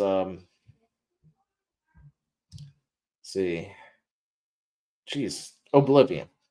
What I would really like to see is the Oblivion spell creation system in Skyrim, which I'm sure there might be a mod for that by now. Because I loved the Morrowind, or not the Morrowind, but the Oblivion spell creation. Yeah. But Skyrim innovated in the series way more than the previous 2 games. I just wish it would have brought that system over. And it would have been, the creme de la creme, at that point. But generally, these are definitely top 2 games in everybody's list of, like, what are your top 10 games? It'd be like Chrono Trigger, Mega Man, or the Mega Man X series to be specific, and Mega Man Legends. definitely. Skyrim, Ocarina of Time, and that's would probably be just a random, my top 5 right there. Fallout, the one that was done by Obsidian, New Vegas. See, and here's where I go Fallout 2. Well, Fallout 2 was great, but I don't know. I didn't care for. I didn't really care for the original 2 Fallouts. See, I really didn't. I liked them better. Granted, I was one of the few. Okay, so I couldn't really play Fallout 3 because I was one of those people that had that rare problem of motion sickness that they actually had to patch out of the game, which was hilarious. That I thought I was losing my mind. I was like, am I really getting motion sickness from this game? I've never had this happen. And I thought it was just me getting old or something. Come to find out, no, there was actually something in the graphics that made a lot of people motion sick. Yeah. Oh, and then Final Fantasy Tactics is like my favorite at the top of the list. Forgot about that one. But I can see this. I can see it based on the fact that these are the 2 games that are most likely to be in anyone's top 10 or top 5 for the most part. You will generally see one of these 2 games. Depending on, of course, the age of the person you're asking. If you're asking people more around our age, I would say this would probably be closer to in that top list. Would be these 2. Yeah. Even though our list would change. So, have varies in it. Like you would prefer Fallout 2. Meanwhile, my Fallout pick would be New Vegas. Yeah.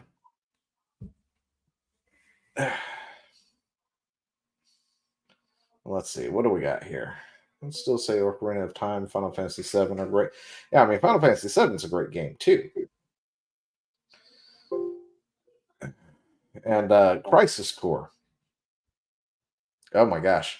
If I did a list of like the top saddest moments in gaming, Crisis Core would be the top number 1 on my list of what are the saddest moments in gaming. I gotta say, I've never played Crisis Core. Crisis Core is one of those games you already know the ending to it because you've played FF7. You know how it ends. And it still hits you like a ton of bricks when it happens. Because of how they did it. Not gonna lie. Or at least it did for me anyway. No, I get that. Like, because I mean, you've played FF7. You know how Zack dies. Yeah. Yeah. In Crisis Core, you're playing as Zack through that entire damn game. And you know what's going to happen. And you know exactly how it's going to end. My gosh, that Crisis Core ending. Actually, I kind of want to show it now. Because I take it you're never going to pick up a PSP. No. And actually play Crisis Core to catch this. But yeah. Ending.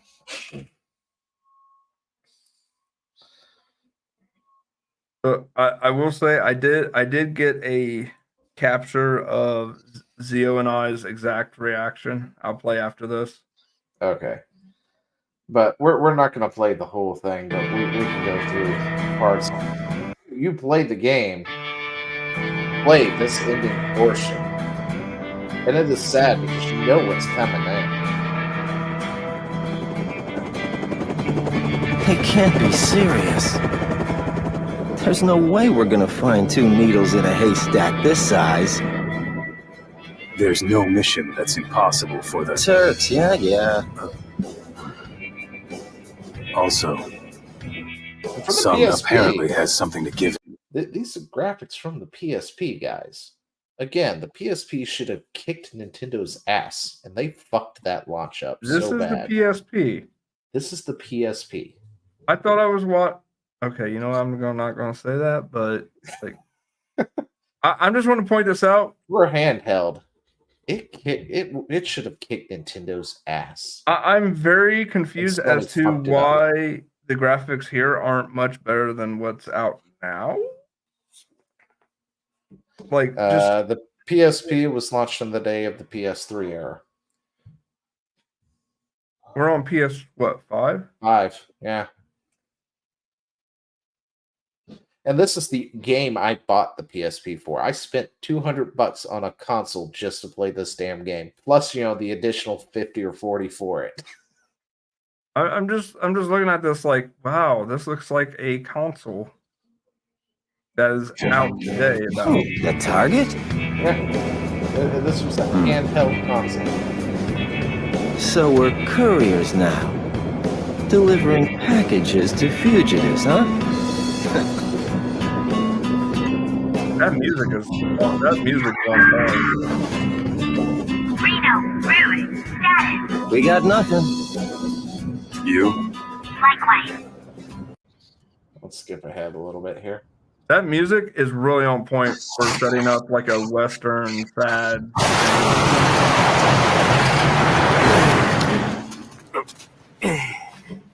Oh yeah, definitely.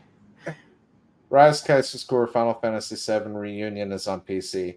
It's the same game as on PSP. Is it? Oh, I have no idea. I saw it, but I haven't looked into it yet. It's on my list to look into because I saw that and was like, I kind of want to play that again. Is it a remake? Is it redone? Or if it is the same thing? I think it's the same thing.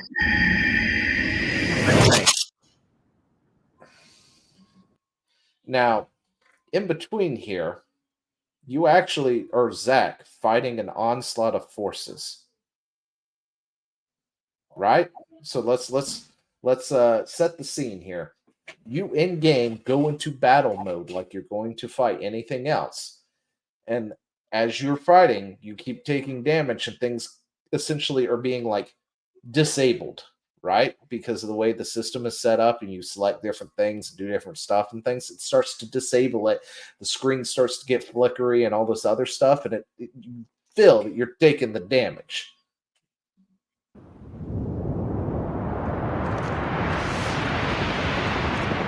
Oh shit, do you think they got enough people? Well, we're talking about a soldier here first class. Boy, oh boy. The price of freedom is steep.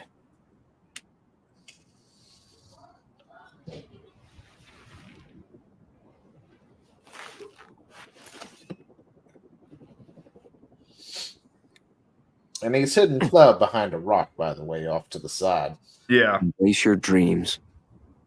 And whatever happens, protect your honor. And you get to see the bus scene where they're As driving. soldier! Come and get it! Activating combat mode. Oh, here it is, combat mode. But yeah, as you go through, do your thing. Guy's not really dying, I don't think. I actually did try to talk to him.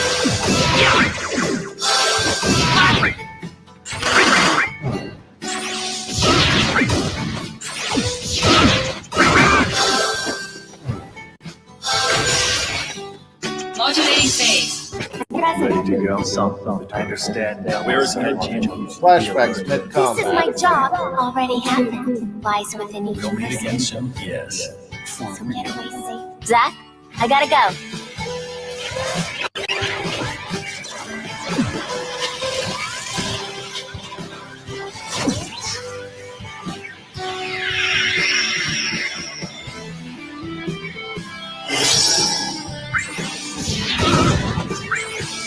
Did he just lose a memory? Do what? There's now a blank face. Did he just lose a memory? Yes. He is losing things throughout this entire fight. And it goes through that kind of process. Let's see. Modulating phase. you springs about where I'm a country boy too. Pretty like you've been there, you know. Honor can be quite I've never seen you use that. If only I was joined like that. Wow, nothing else out there. Thanks. Hold on. Hello?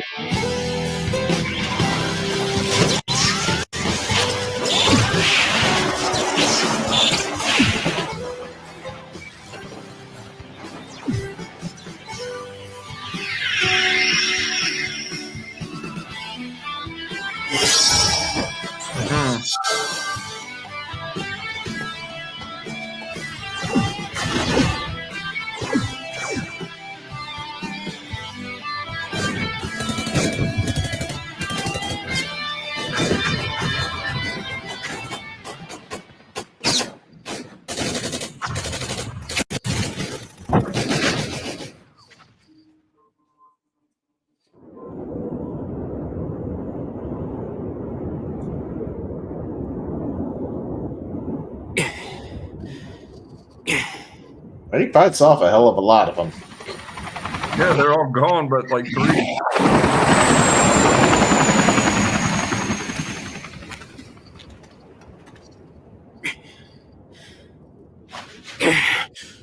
You got Medgar in the background there. Activating combat mode.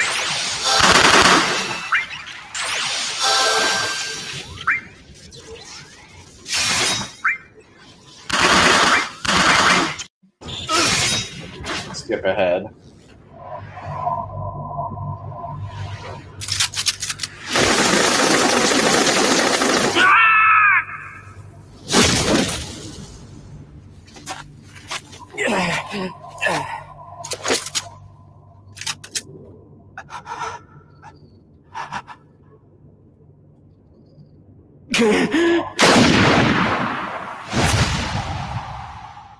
Modulating phase. That's all glitchy now. Hello? Don't worry, that's right, Want to hear? But we're not scary at all. Will I see you again? I'll be here.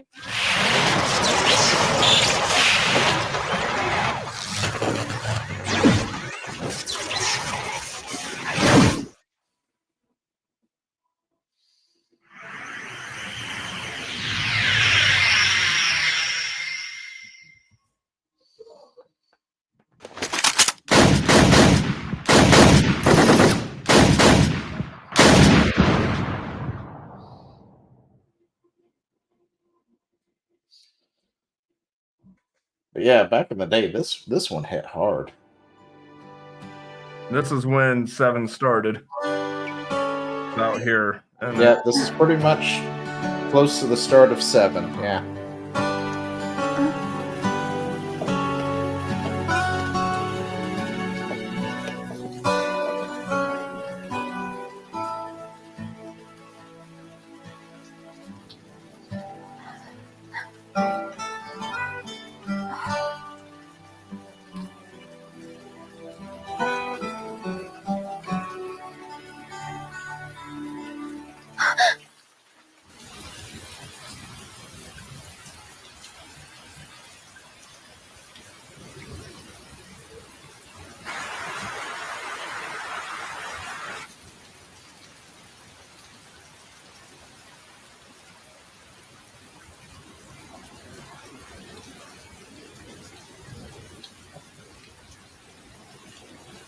How come I get the feeling that he killed them all before dying? He may have. Because they didn't take him back. You know what I'm saying? Like, I can't imagine them leaving a soldier's body just out there. I don't know. He might have used the last of his strength to do so. Yeah, if you're just joining us, we're watching the end of Crisis Core.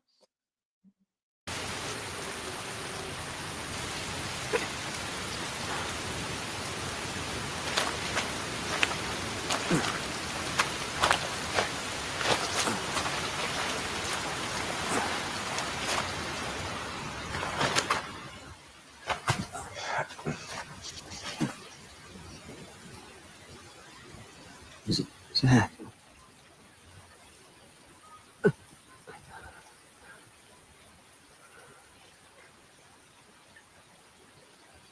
for the both of us. Both of us? That's right. You're gonna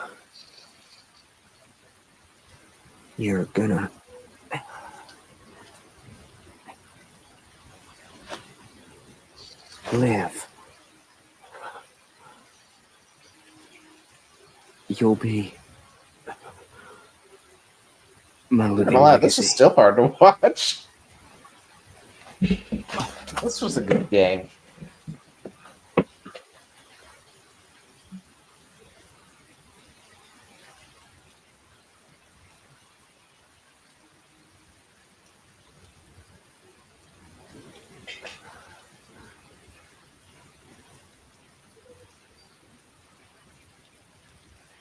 My honor. My dreams.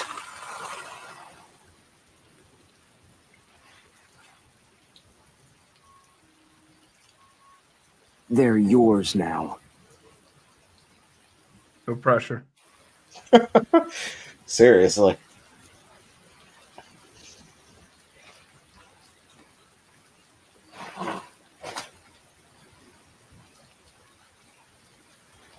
I'm your living legacy.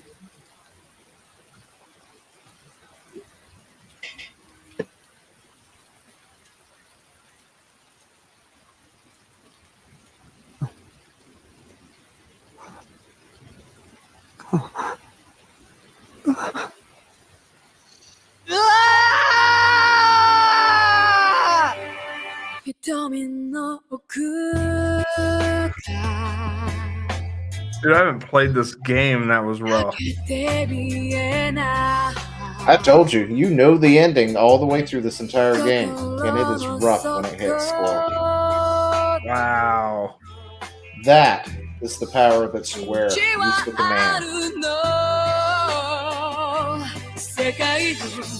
Man, they're going to be pissed when they switch Zack and Cloud. Now you can understand why I was having issues when you told me Embrace that. your dreams. If you want to be a hero, you need to have dreams. Thank you.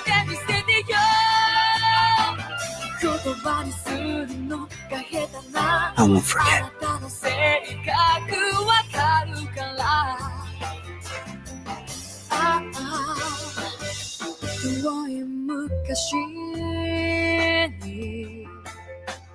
Oh yeah, back to your point about making a character. Yeah, I mean, if the story calls for it, make it happen.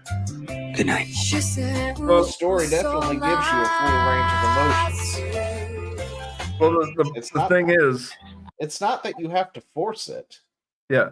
If you have good storytelling, it will write itself. Oh yeah. So, and keep in mind, the only reason I think they're going to switch Cloud and Zack is because in the remake, when they did the flashback, Cloud is the one carrying Zack, not the other way around.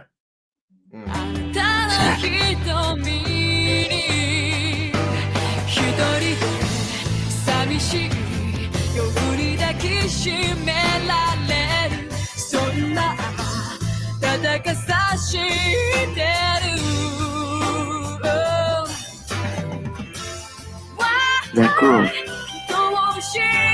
she said that the sky frightened her.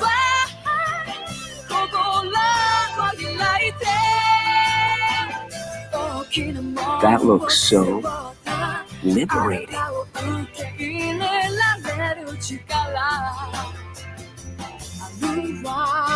Those wings, I want them too.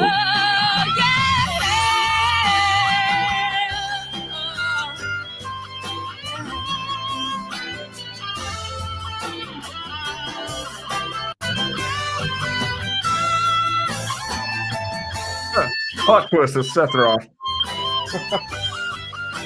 Well, this is back before Sephiroth was like bad too. Yeah. Right beforehand. Well, I mean, technically he is near the end of this game too, but it starts off not that way. If you see Aerith, say hi for me. There's a lot of dialogue for a dead man. Now, there was one more scene after the credits, because next was the credit scroll. Yeah. And this would have been that scene right there if you watch the credit scroll.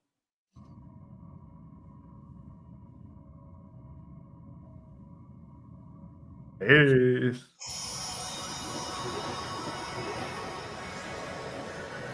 Which I'm sure will be familiar to any Final Fantasy VII enthusiast. Oh, yeah.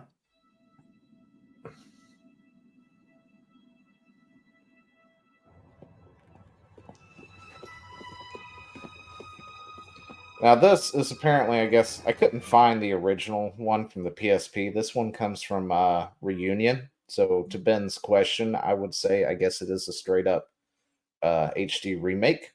Because these are not the PSP graphics. These are like PS4 PC graphics here. But this is the scene that played after the credits rolled.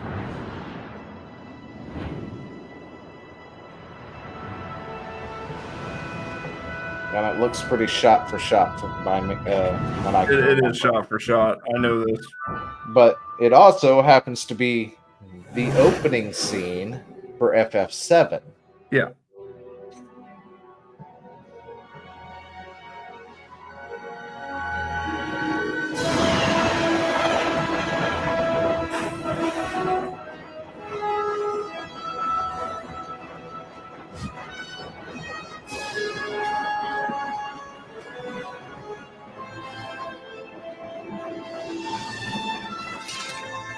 This was the trailer. Wow. Soldier. First class.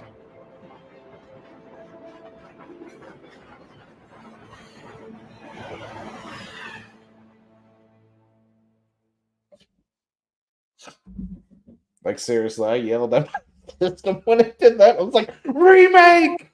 And it took them how many years to get to that point? Yeah. Oh. But yeah, that ending hit hard. Yeah. Yeah, buddy.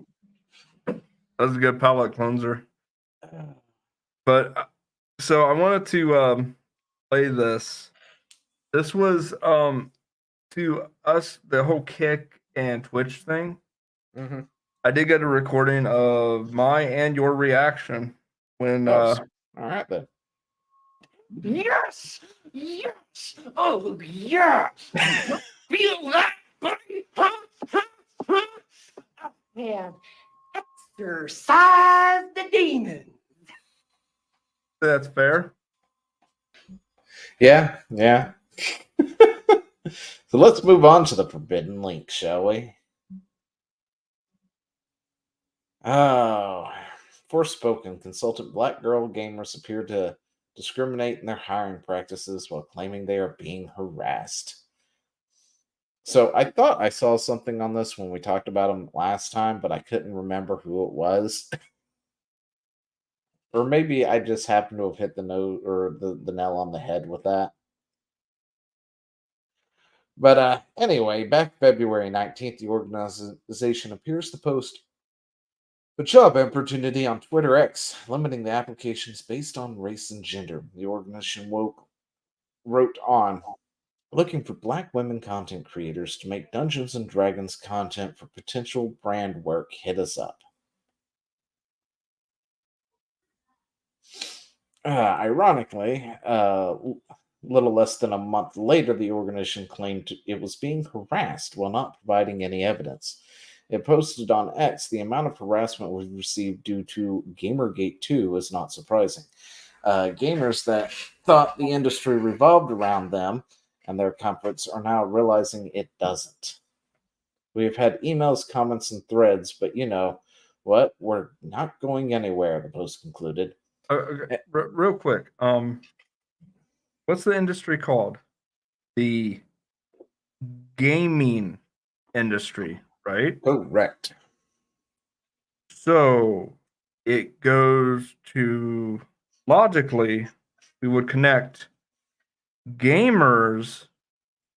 Gamers must be the focus of the gaming industry. Otherwise, it would not be called the gaming industry.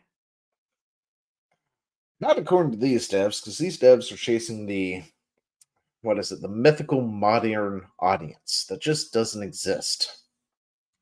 Oh, let's see. Well, there's indie devs. Let's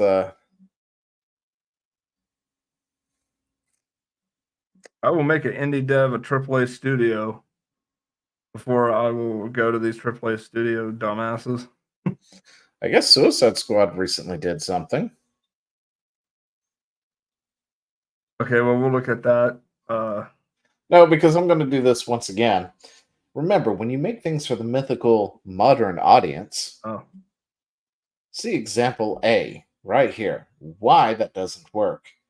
A dead game that was dead pretty shortly after launch and hasn't had anything. Now, they must have recently did something because out of nowhere, they got a 24-hour peak, like just the other day. I would call that a bump because if you look at from where they were. I mean, from the 500 that they have essentially been consistently getting across the board for, weeks. Yeah. They got a bump to 2,000. Little over 2,000. I mean, granted, it looks like it's going down, so whatever they did was maybe they added some content or something. But this is your mythical modern audience that you're looking for. They're about 800 strong. Woo. Congratulations, guys. You did it. You've done it. It's great. Anyway, back to Black Girl Gamers. Originally, when we went through what we had available for them, I came to the conclusion that they seem to be in the right place. Because unlike something like Sweet Baby Inc., who wants to completely change everything, they will take a character and completely swap it, race swap it, gender swap it, all this other stuff, and insert cringe work dialogue. These guys want to make new things, which is why they worked on Forspoken, which was a new IP. Now, did they fail in that one? Absolutely. But they're also woke, which means they're going to do woke shit like this.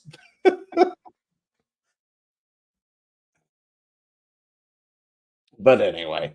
I mean, credit where it's due. At least they didn't take existing IPs and ruin them. They just ruined their new IP. Exactly. Now, the only way to get better at that is to do more, of course. And they do have other projects that are lined up that they did say they were working on, right? And all of those are new IPs, it looks like. I have no problem with that. And there's nothing wrong with that. And granted, they are the topic of discussion due to Forspoken. The problem is, what I think really put them on the map is the fact that they opened their mouth because they're woke. If they had just left it to somebody made a Black Girl Gamer detector for the one fucking game they worked on, which I think was dumb to begin with,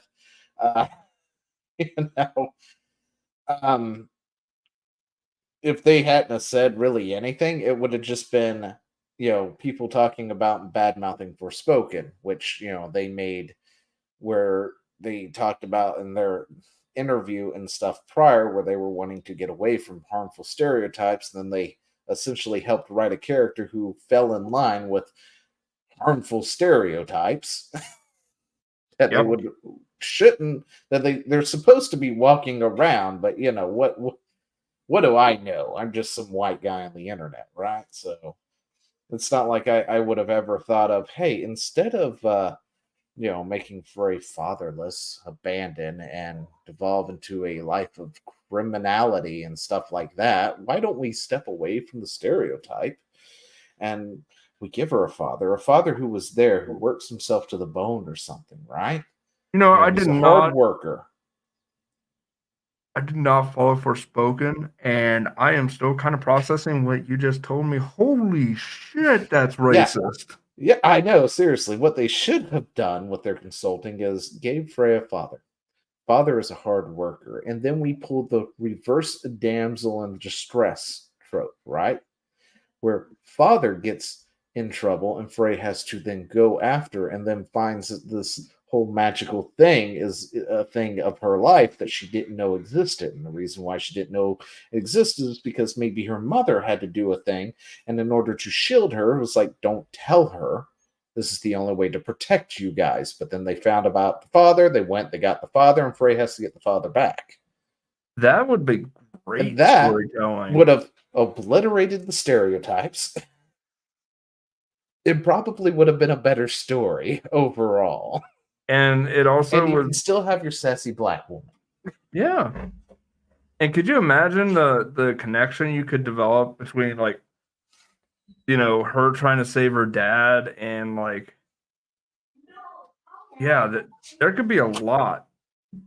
Like, seriously, I could imagine, like, her going to try and rescue her dad, and then just out of nowhere, like right, just about to rescue her father, and then the father getting teleported through a portal or something. Then she learns some sort of new magic to counteract that or something. You know, like, yeah, they could do so much with what Zio just said and all that. Like, yeah, like there's a lot, and honestly, they maybe they'll learn. Maybe they'll learn. I mean, that's the hope, right? Whether or not they do is a different story. But anyway, if they hadn't inserted themselves into things with, because the first thing I really heard from them was when they're like, OMG, somebody made a black girl gamer, whatever. And it's just like, if you hadn't said anything, nobody would even noticed. Not just that, but the first thing other than talking about how bad Forspoken was and occasionally dropping your name and the company of Sweet Baby Inc. and things like Black Girls Gamer or consulting things and stuff, you probably wouldn't even have to worry about it too much. Also, like, the first thing I heard about them was that they might be in trouble for illegal business practice due to hiring practices. Oh yeah, I mean, and then that's their own. But that, what, that's their problem. I don't really care too much. Like, if that's a problem that they have, then that's they'll have to deal with it. Whatever, I don't care. I'm not trying to get a job with them, but, like, if somebody did try to get a job with them, and they turned them down, and it's because they're white or they're a man, well, which leads into another thing, because they did say something that, hey guys, we're not doing that because we hired a couple of white people for something at some point later after. And it's just like, I remember when people said, I can't be racist because my friend is black. They said that doesn't count. But okay, it works for you guys because you're woke. Okay, that's fine. But anyway, their website details just how involved the company was with Forspoken. Black Girls Gamer was hired as consulting or to consult Forspoken to provide insight on narrative and feedback on a pre-release build of the game that spanned from the gameplay experience to the portrayal of Frey as a female protagonist of Black dissenting, including topics such as colorism and texturism. texturism. I actually don't even know what the fuck that word is. Yeah. I'm gonna have to look that up. Colorism, texturism is the discrimination faced by individuals with kinkier, tighter curled hair textures. I'm sorry, what? Oddly specific.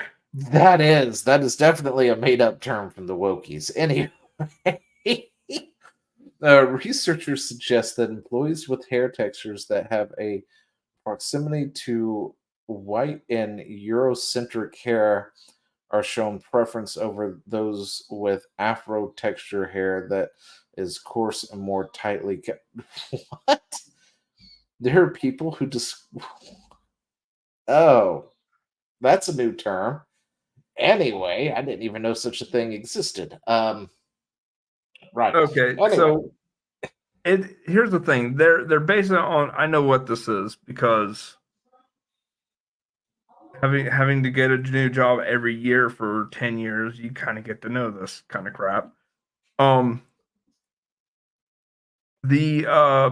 What they're talking about is like the tight curls and the a lot of honestly hairstyles that don't look that good in my opinion on anybody. But if that's your style, that's your style. But the problem is it's not just the style, but they're going to pin it on that style because of victimhood mentality. Oh, it's because of my race, it's because of my hairstyle, it's because of anything other than my bad attitude and my lack of work ethic.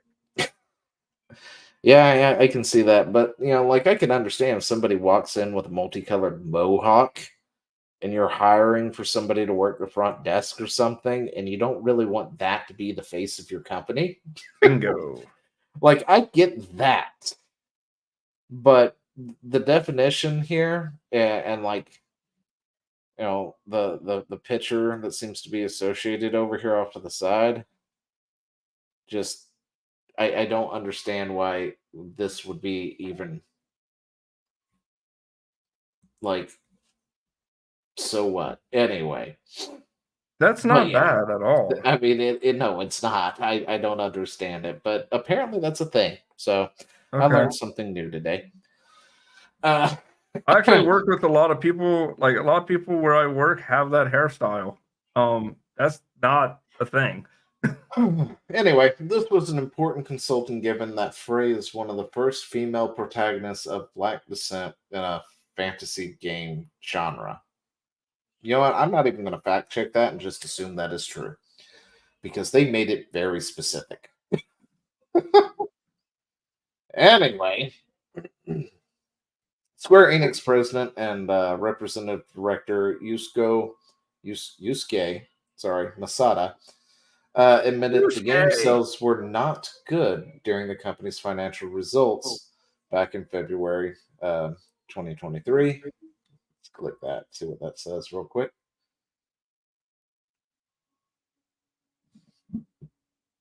Oh gosh, no, I'm not going to skim through that. Sorry. Anyway, I kind of was hoping it would take me straight to it, but no. Anyway, he said reviews of Forspoken, which were released January 24th, 2023, that's been challenging. However, the game has also received positive feedback on its action feature, including the parkour and combat capabilities. Yeah, that is actually what people really did like about it. Yeah, I've seen some of it. It looks really good in that regard. Yeah. Just the dialogue was not there. But yeah. That's usually what good things people have to say about it is like, the movement and the combat and stuff is pretty tight. So it has yielded results that will lead to improve of our development capabilities on games in the future. Next, he discussed the game's sales that said its sales have been lackluster. And while the performance of new titles with February and March release dates will ultimately determine will be the ultimate determination, we see considerable downside risks to our FY 2023 third endings. The sales for the game were so bad, Square announced that the game developers Luminous, Luminous was shuttered because of this. Yeah. It was closed. That sucks. It wrote, you may have heard the news on this production's merger with Squeenix, blah, blah, blah. We already know about that. Anyway, Black Girl Gamers, the organization, shared what it offers via consultation. Black Girl Gamers uniquely placed in the gaming industry, instructing our team's community, blah, blah, blah. Company is run by blah, blah, blah. Don't care. In the same interview, she admitted she would alter games while also expressing how she annoyed at white characters. Wait a second. We read that interview. She never once said that. She said she wouldn't alter games. Did we misread that? Did we? Click on it. No, this is a different article on it, I think. Okay. Let's find that again, real quick. Let's see. Well, I'm wondering if they're bringing up something else. Just fan fiction at this point. The group's still been taken down, by the way. If not for the conspiracies, then definitely Nazis. They're doing Sino. Okay. That's the Sweet Baby Inc., I think. Person. No, that's or is that Kotaku? Chris Kindred is let's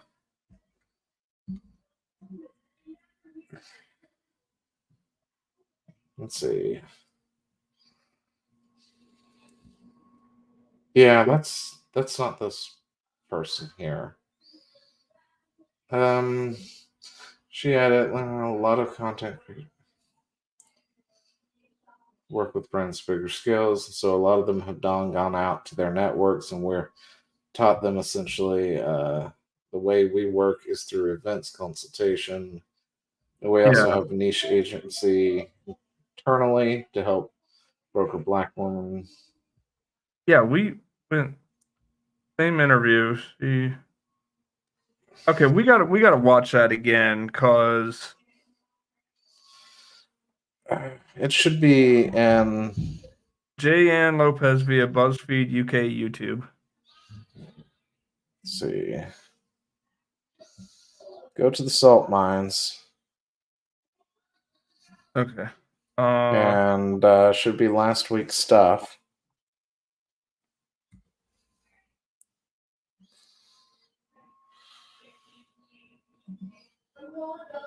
Okay. Here's the interview. Yeah, I got it. You gotta go, girl. Let's figure out where this was. She admitted this isn't a quote either. Or any video games that made you wish that their character was also a woman, color, and black. I would flip the whole premise of a number of games, especially the ones that go into countries and get their relics. I would flip that on its head. That's always been a dream of mine in general, but to be honest, no, I'm not. This is it here. Never mind. If we read just a little bit longer,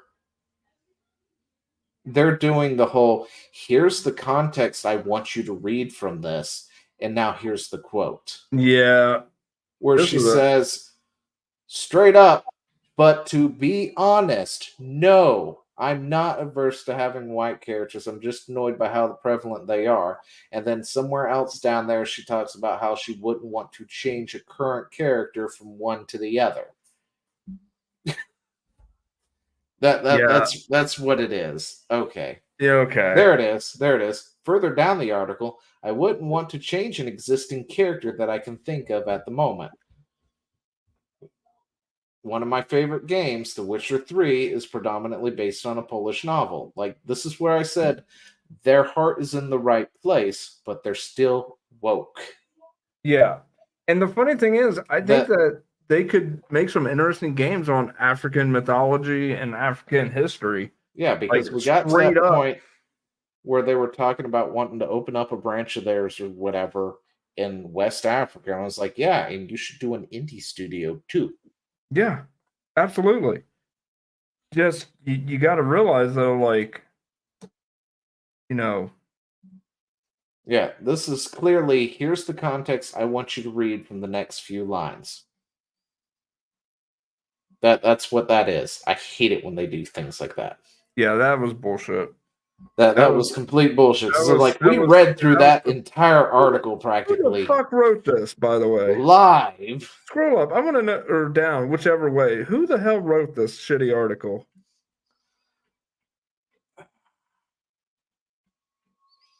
All the way up. Okay, it's by at the John bottom. F. Trent.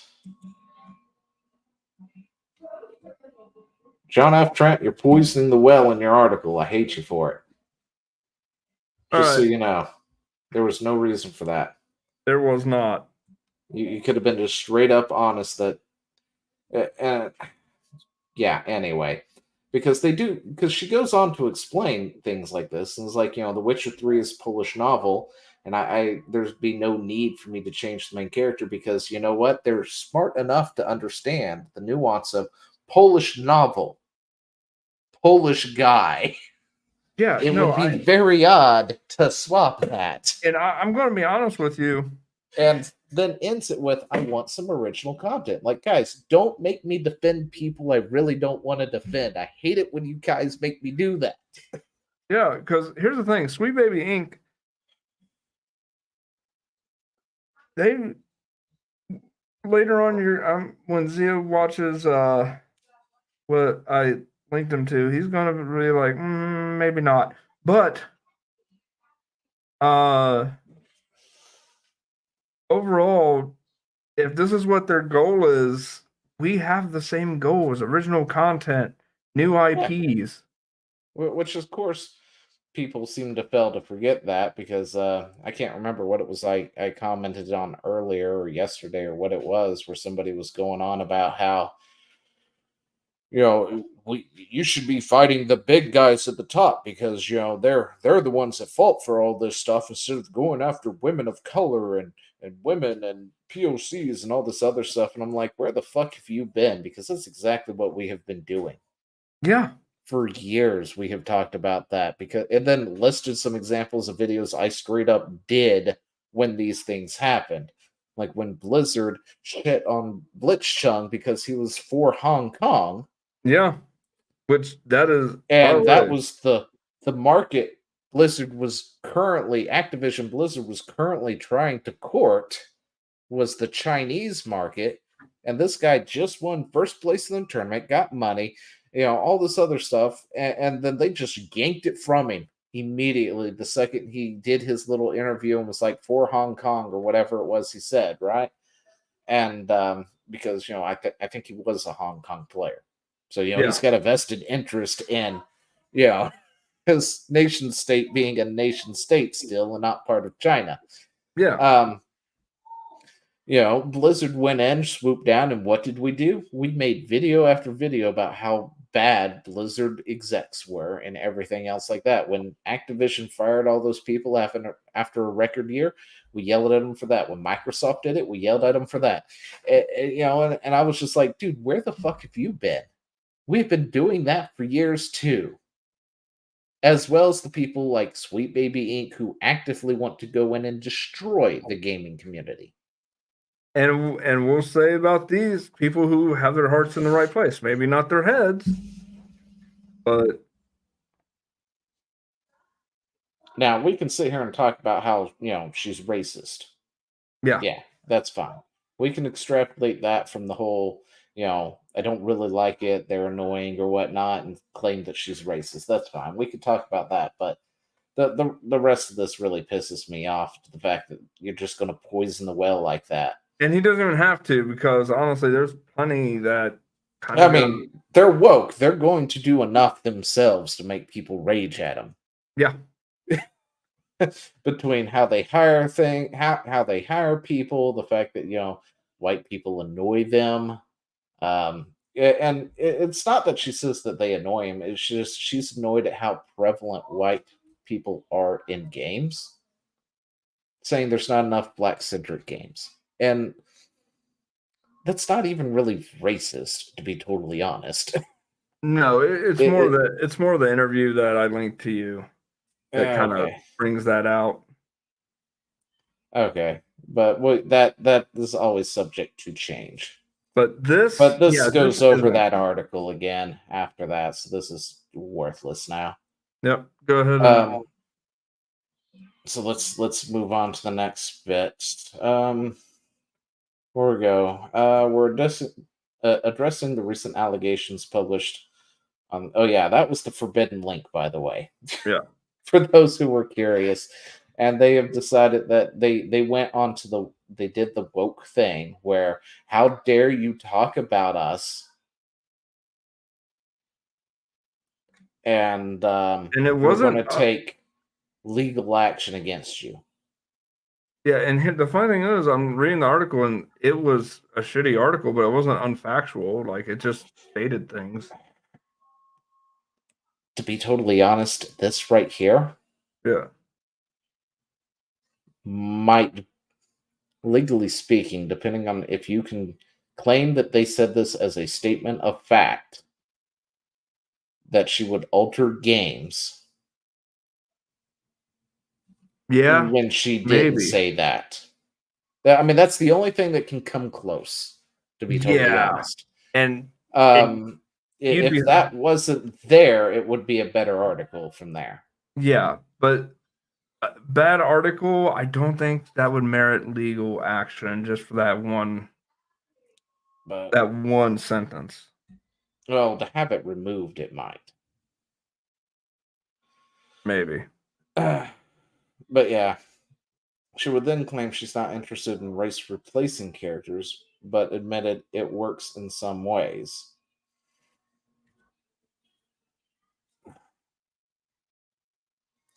What won't change, blah, blah, blah. What I want more is stories that are authentic.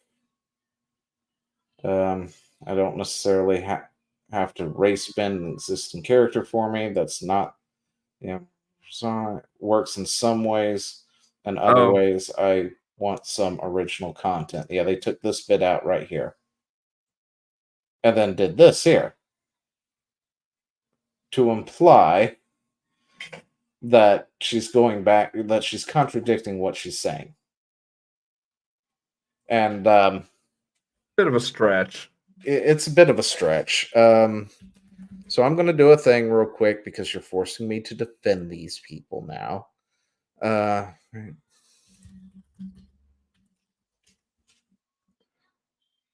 going to bring up a picture. And I want you to tell me who this is. Okay. Who is that?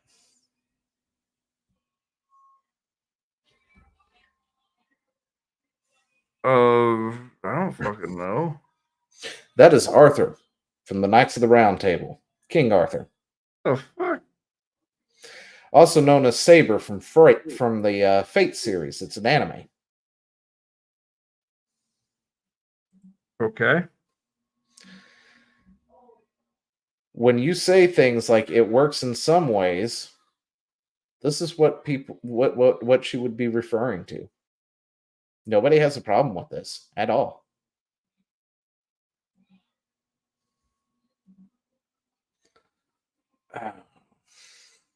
Can we?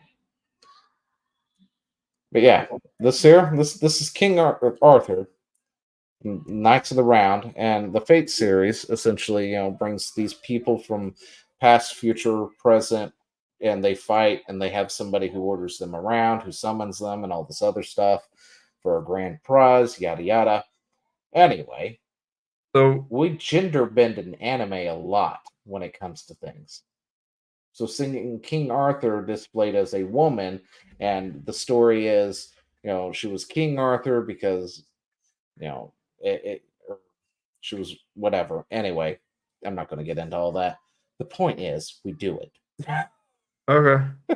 No, I mean, no, I agree. Like, the way it's worded, she's fine. Like, this article is shitty, and she's right. It does work in some ways. We're totally okay with that.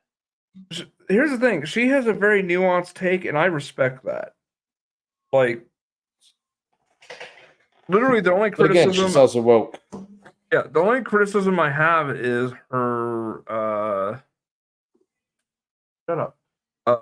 Is her hiring practices at her company, and basically the way she carries herself in interviews vocally does not really match the text.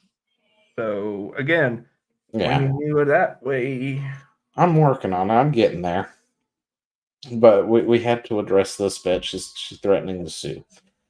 Anyway, so this apparently is an Asmongold clip.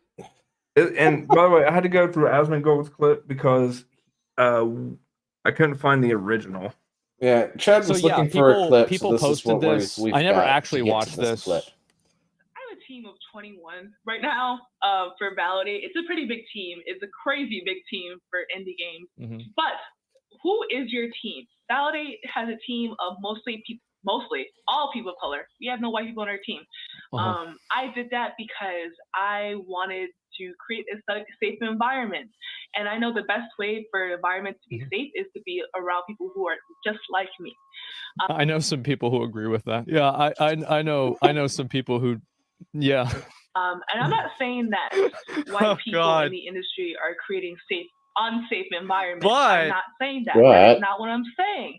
I am saying that sometimes it is hard to work with white people because they think that something may be okay, but it was really a microaggression. And no one wants to deal with that while you're trying to make a game that they love. Isn't this like basically illegal for you to say like, well, yeah. Well, okay. Now this is somebody from a group called Validate, right? Are they the same thing as? No, this is. We just don't hire fucking like. Imagine if somebody goes like, "Yeah, we just don't hire black people." Yeah, seriously. It's just nuts, man. No, this is from. So yeah, people. From my understanding, this is from. Okay, this is EA's new Black Panthers game. The lead developer. Yeah, from my understanding, I thought this was from Black Girl Gamer. Nope. Whoopsie. Maybe she was a part of them at one point, but it would look like this is a different. People posted this. I never actually watched this. I have a team of 21 right now for Validate. It's a pretty big. Yeah, for Validate. What is Validate? To the Google machine. Well, I saw that it had libs of TikTok right there, so I'm going through libs of TikTok to try and see if I can find it. EA. Which didn't post every 2 seconds. Yeah, I know. This isn't going to be helpful. It's talking about validation issues. EA Validate. Oh, Validator. EA validation, EA account, how to fix validating problems. Yeah, then couldn't they use something that's a little bit not used in other things? Well, then you'd find them. Yeah, I know. I don't have time to go searching for all that. But yeah, that's EA right there.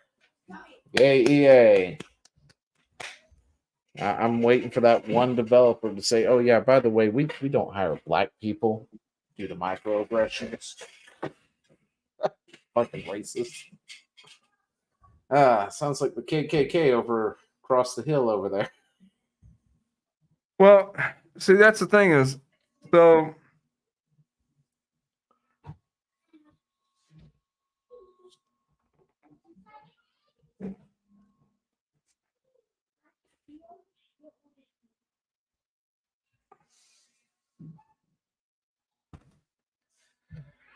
You gonna finish that thought? Give me a minute. Give you a minute.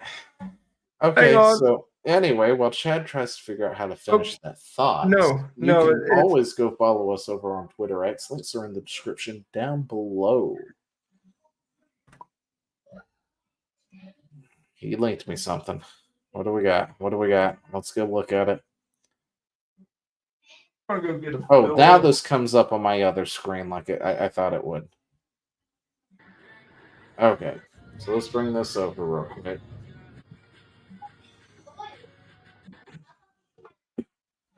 Okay, libs of TikTok, hockey video game, NHL 24 won't let you use the name Team Trump because it contains profanity. I'm not surprised. Yeah. I'm not surprised. Oh, hang on a second. Validate game dev team. Validate. Validate. Thanks, Ben. Oh. What's he got? I didn't see where he put that. He DM'd it to me here. Oh. Okay. It's just the text. So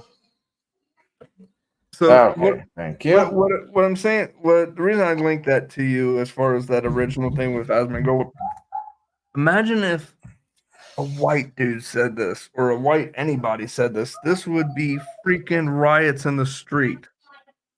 There'd be cause for this company to be dismantled from the freaking foundation, ripped out of the ground, dismantled. But oh shit, nope, back off of that. That is not what I was looking for. Did you just pull something bad up? I almost did.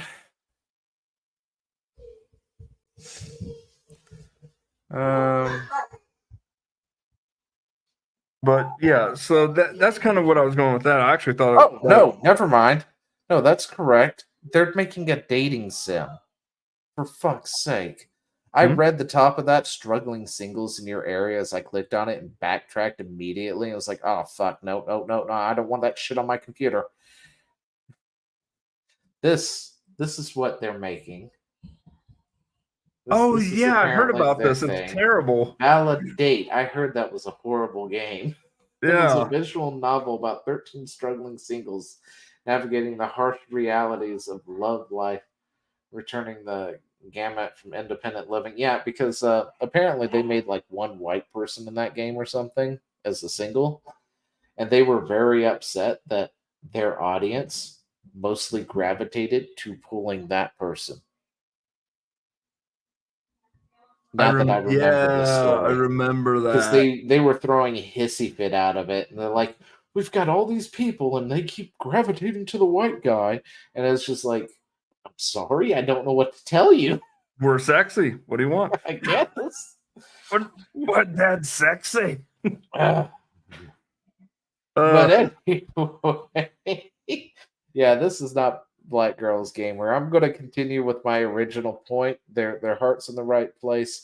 I love to see them make original content. I'd like them to set up an indie dev studio in East Africa and actually make some, for sure, games in that line of thing.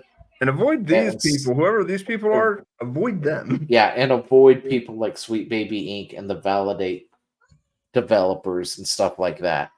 And then make, work on your craft, because if we saw with Forspoken, it needs work. And work on your PR a little bit. Yeah, and step back on the PR. Yeah, work on the PR, but step back from things instead of inserting yourself into it. Oh, let's go on to the last thing. This is it for the night. We've gone on way too long. It's a good thing I'm not working tomorrow. But Niche Gamer is bending the knee here because, they need review copies, guys. Okay, well, to be fair, this was read wrong. But this was written very, very poorly. Well, I mean, I read it that way too, so. Yeah, but like I read it and then like reading a follow-up post, and then I went back and reread it and realized what they meant and was like, oh, they wrote that just very badly. Yeah, let's step through the rabbit hole here and go to the beginning, shall we? All right, the beginning starts with the quartering. Meet the global head of marketing for Xbox. Raise your hand if you're not a white man and you buy video games. No hate to white dudes, it's just another day in the gaming industry that minorities have to fight to prove they exist. No, you don't, but okay. And then Ashley St. Clair, this is a massive problem, plus it's widespread throughout the entire gaming industry. Then Elon Musk, it should not be acceptable for any company in the gaming industry to be racist and sexist and against white guys. And down to Niche Gamer. While we do agree with the base sentiment of gaming companies overplaying their hands per se, unfortunately we can't cover this particular story or more stories like that without potentially getting punished by PR firms hired by those same game companies who have to rely on to get access to video games for reviews and coverage purposes, ranging from smaller devs to mid-sized operations to AAA gaming companies / publishers alike. Because a lot of those same PR firms support the people who hold these similar views, like what Elon is referring to here. We're already having significant issues and experiencing roadblocks regarding getting access to AAA titles because we have covered the Sweet Baby Inc. stories alone. It's quite unfortunate. Okay, so just to clarify, Niche Gamer is not saying they won't, even though they're saying that. Well, they said we can't cover this particular story or more like it. No, read the next sentence though, comma. Yeah, without potentially getting punished by PR firms. That's what they're saying is, if we do, this will happen. Yes. They're not saying they won't. They're just saying they can't without this happening. Keep that in mind. Okay. Now go back up. All right. Go click on Niche Gamer. They did a follow-up post to it. I didn't get a chance to link it before we started. Oh shoot! What was the date on this one? No, it was recent. Okay, it was yesterday. Blue Dragon, good game. Mm-hmm. Let's see. Democracy.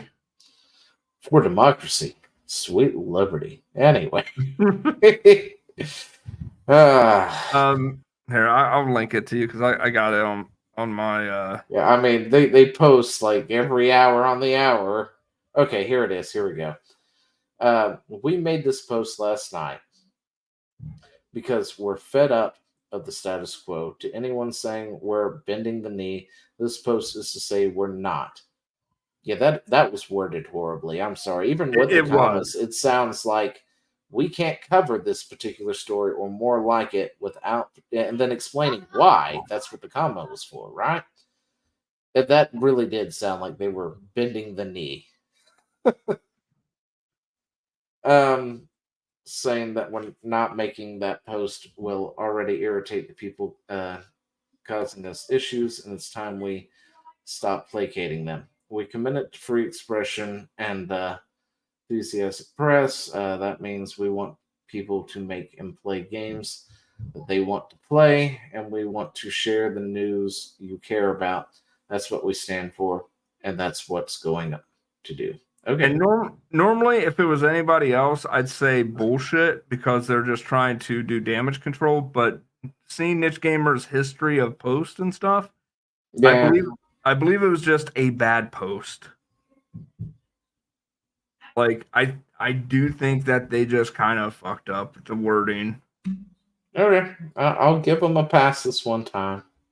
But I will say Niche Gamer not bending the knee, guys. They just really worded that horribly. Yeah, and I think what this post is, the follow-up post, is what they meant it to sound like.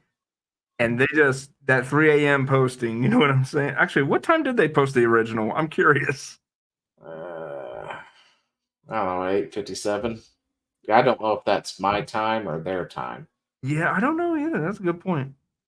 To be totally honest. So I don't know how that actually works. I think it's your time. So that could be a 3 a.m. post their time, and then who knows? But it was a bad, poorly worded post. I think the follow-up clarifies way better, and given Niche Gamer's history of articles and how they... Yeah, I thought it was weird, but it did sound like they were just bending the knee at this point due to the fact that they've covered these things so much. They're like, guys, we need review copies. It's like, really? Grow a backbone. You don't need review copies. Screw that shit. Theme exists. I mean, seriously, Asmongold will probably play it, and then you can find out if it's good or not. Or D-pad chat will play it, and you find out if it's good or not. Yeah, that too. I mean, that's a possibility. But anyway, I do believe we have finally reached the end of our stream. Indeed.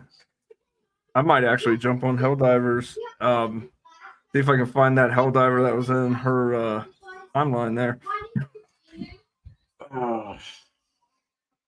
Remember, people, for Super Earth, you are needed.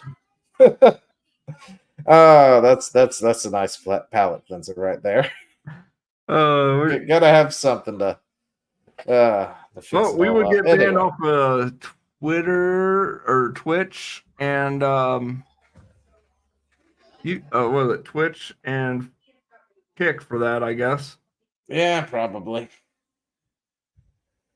But anyway, all our links are down in the description below. We do this every Friday night at close to 8 p.m. EST time as we possibly can. Sometimes we're a little late, so bear with us. A little late, a little gay. Just a little late and a little gay. Not a whole lot, but just a little. Just a tiny bit. It's a little fabulous. Just a little bit. But if you want to follow us on Twitter X, we have Twitter X's. The Rumbles, all that good jazz. Links are, of course, always in the description down below. And I am Zio. I'm D-pad Chad. And we will see you in the next one. Adios.